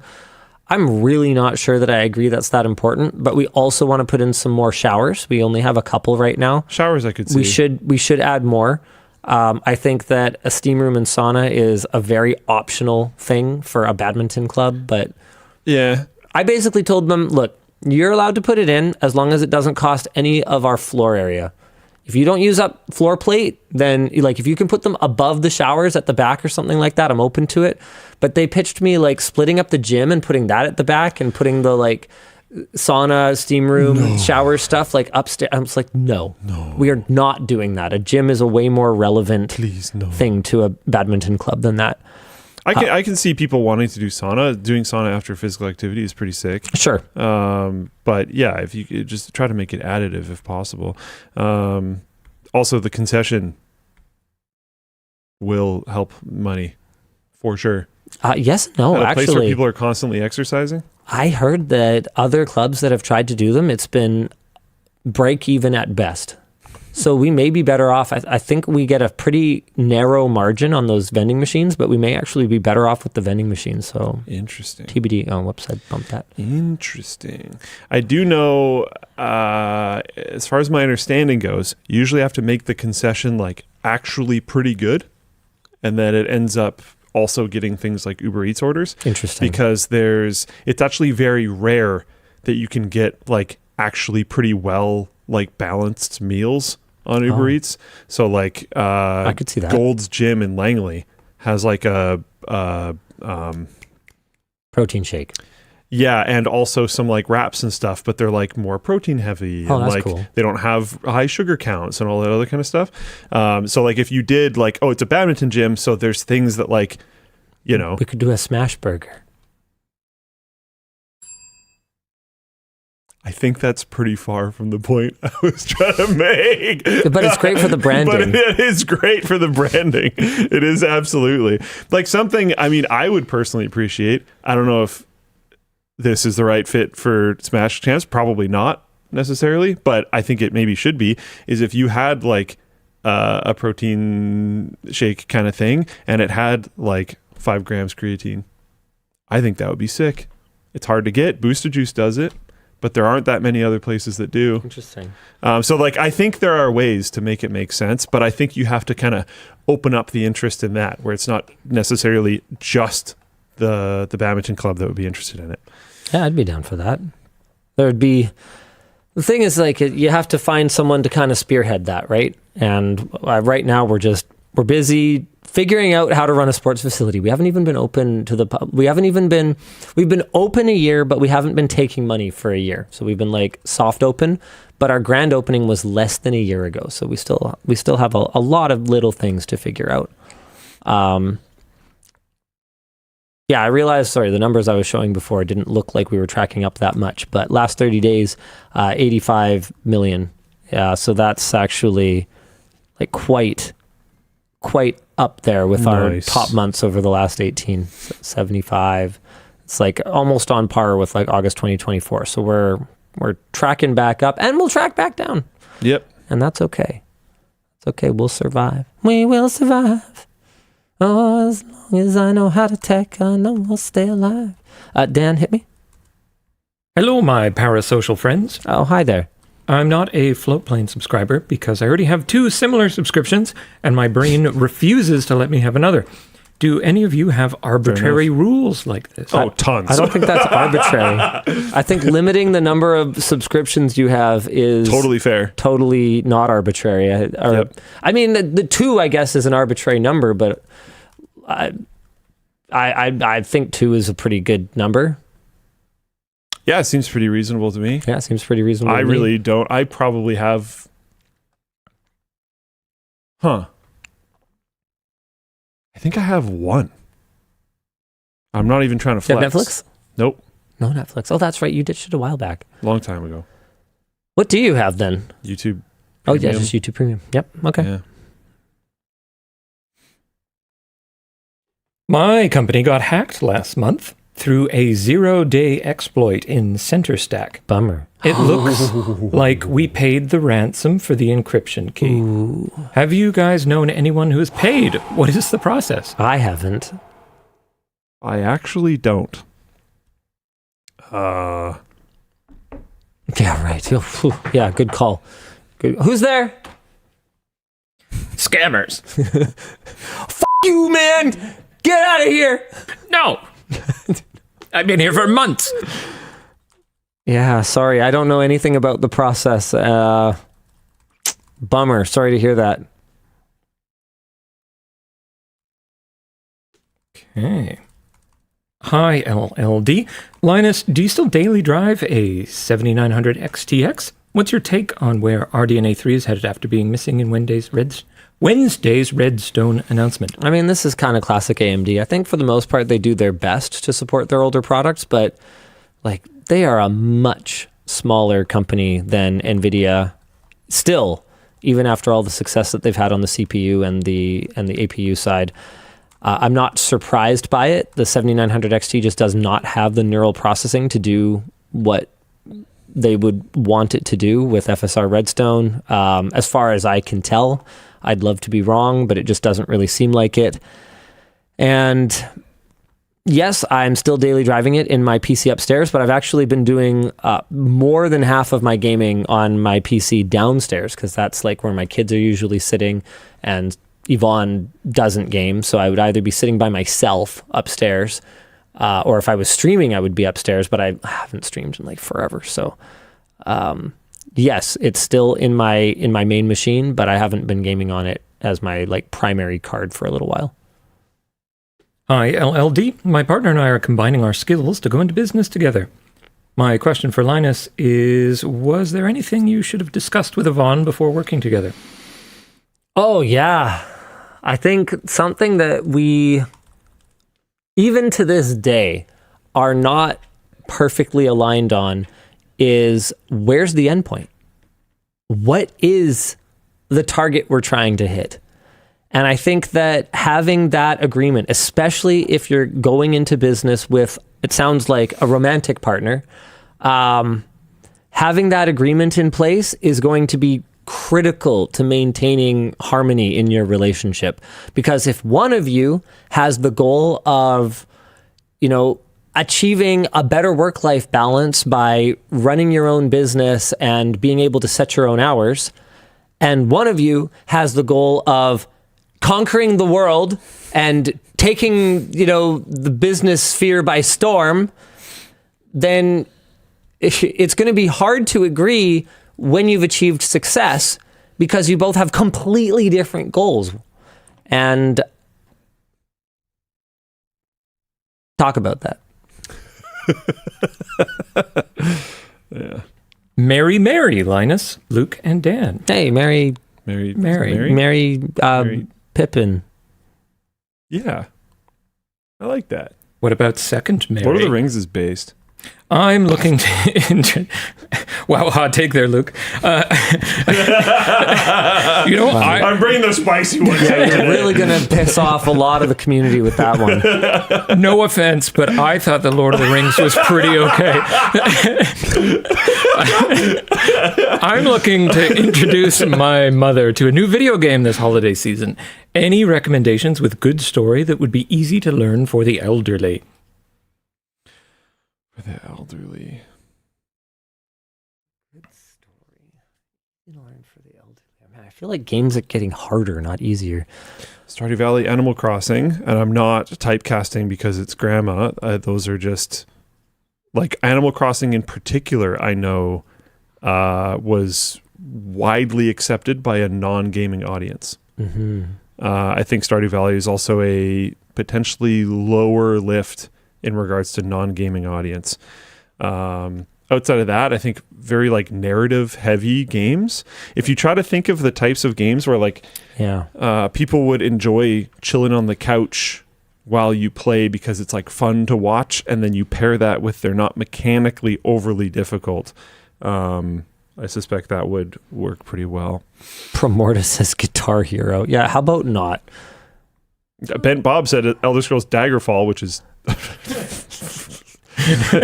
get out. Not gonna go super well. Pancrat's a good suggestion. Telltale games. Just a bunch of different Telltale games are all probably decent. If there's something in the Telltale games universe that fits their fancy, then that might be a good way to go. I mean, there's Soma. You can turn the enemies off. Can you actually? Just turn them off? Yeah. Huh. That would be fun. The last one I have for you today is, hi LLD. Is there any early stage or emerging tech you're particularly excited about? I mean, the emerging tech is like all robotics and AI, right? Like that's kind of the big one. AR glasses. Yeah, AR glasses are pretty cool. I don't know if the thing I tried today was embargoed, but it was cool. Neat. I am scared about the current direction of AR glasses, but I'm hoping more AI. And the people who are winning right now.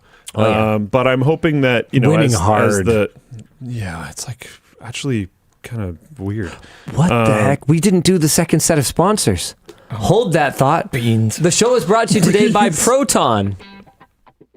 It's becoming somewhat more common for messaging apps to use end-to-end encryption. Why isn't that the standard with your email?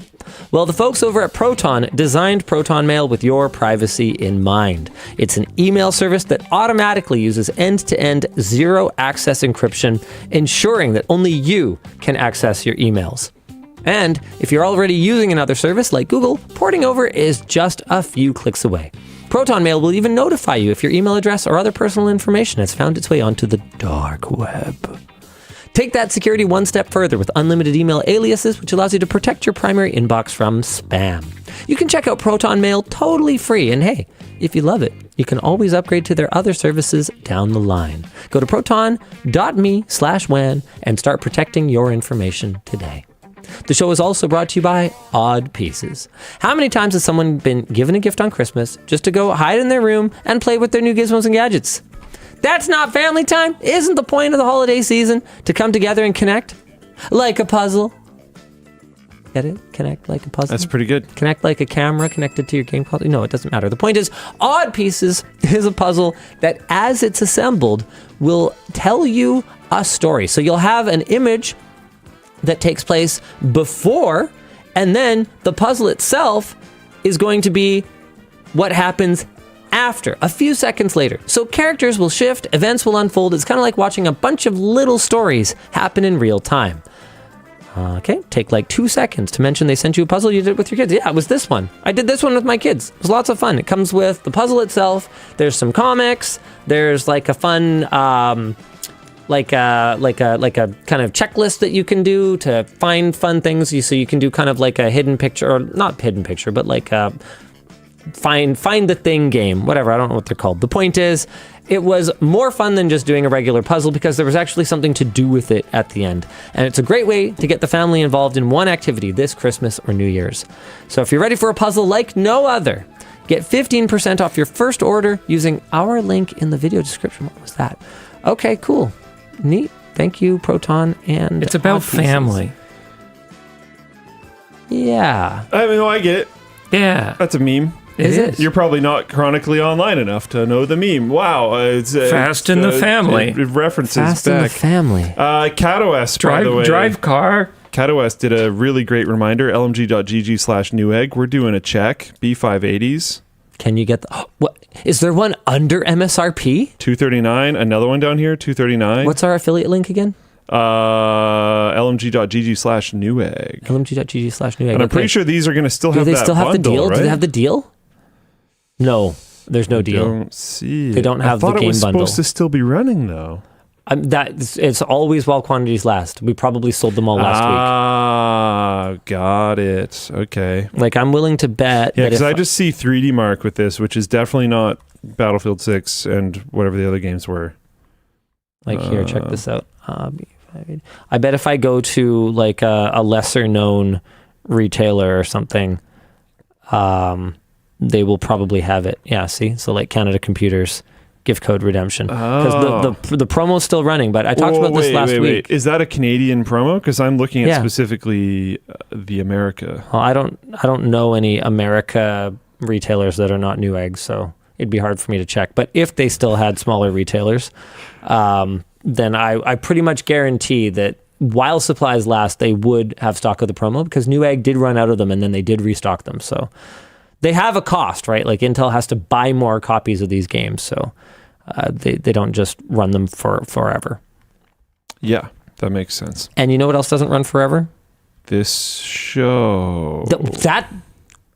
That's a good guess. We'll see you again next week. Same bad time, same bad channel. Bye.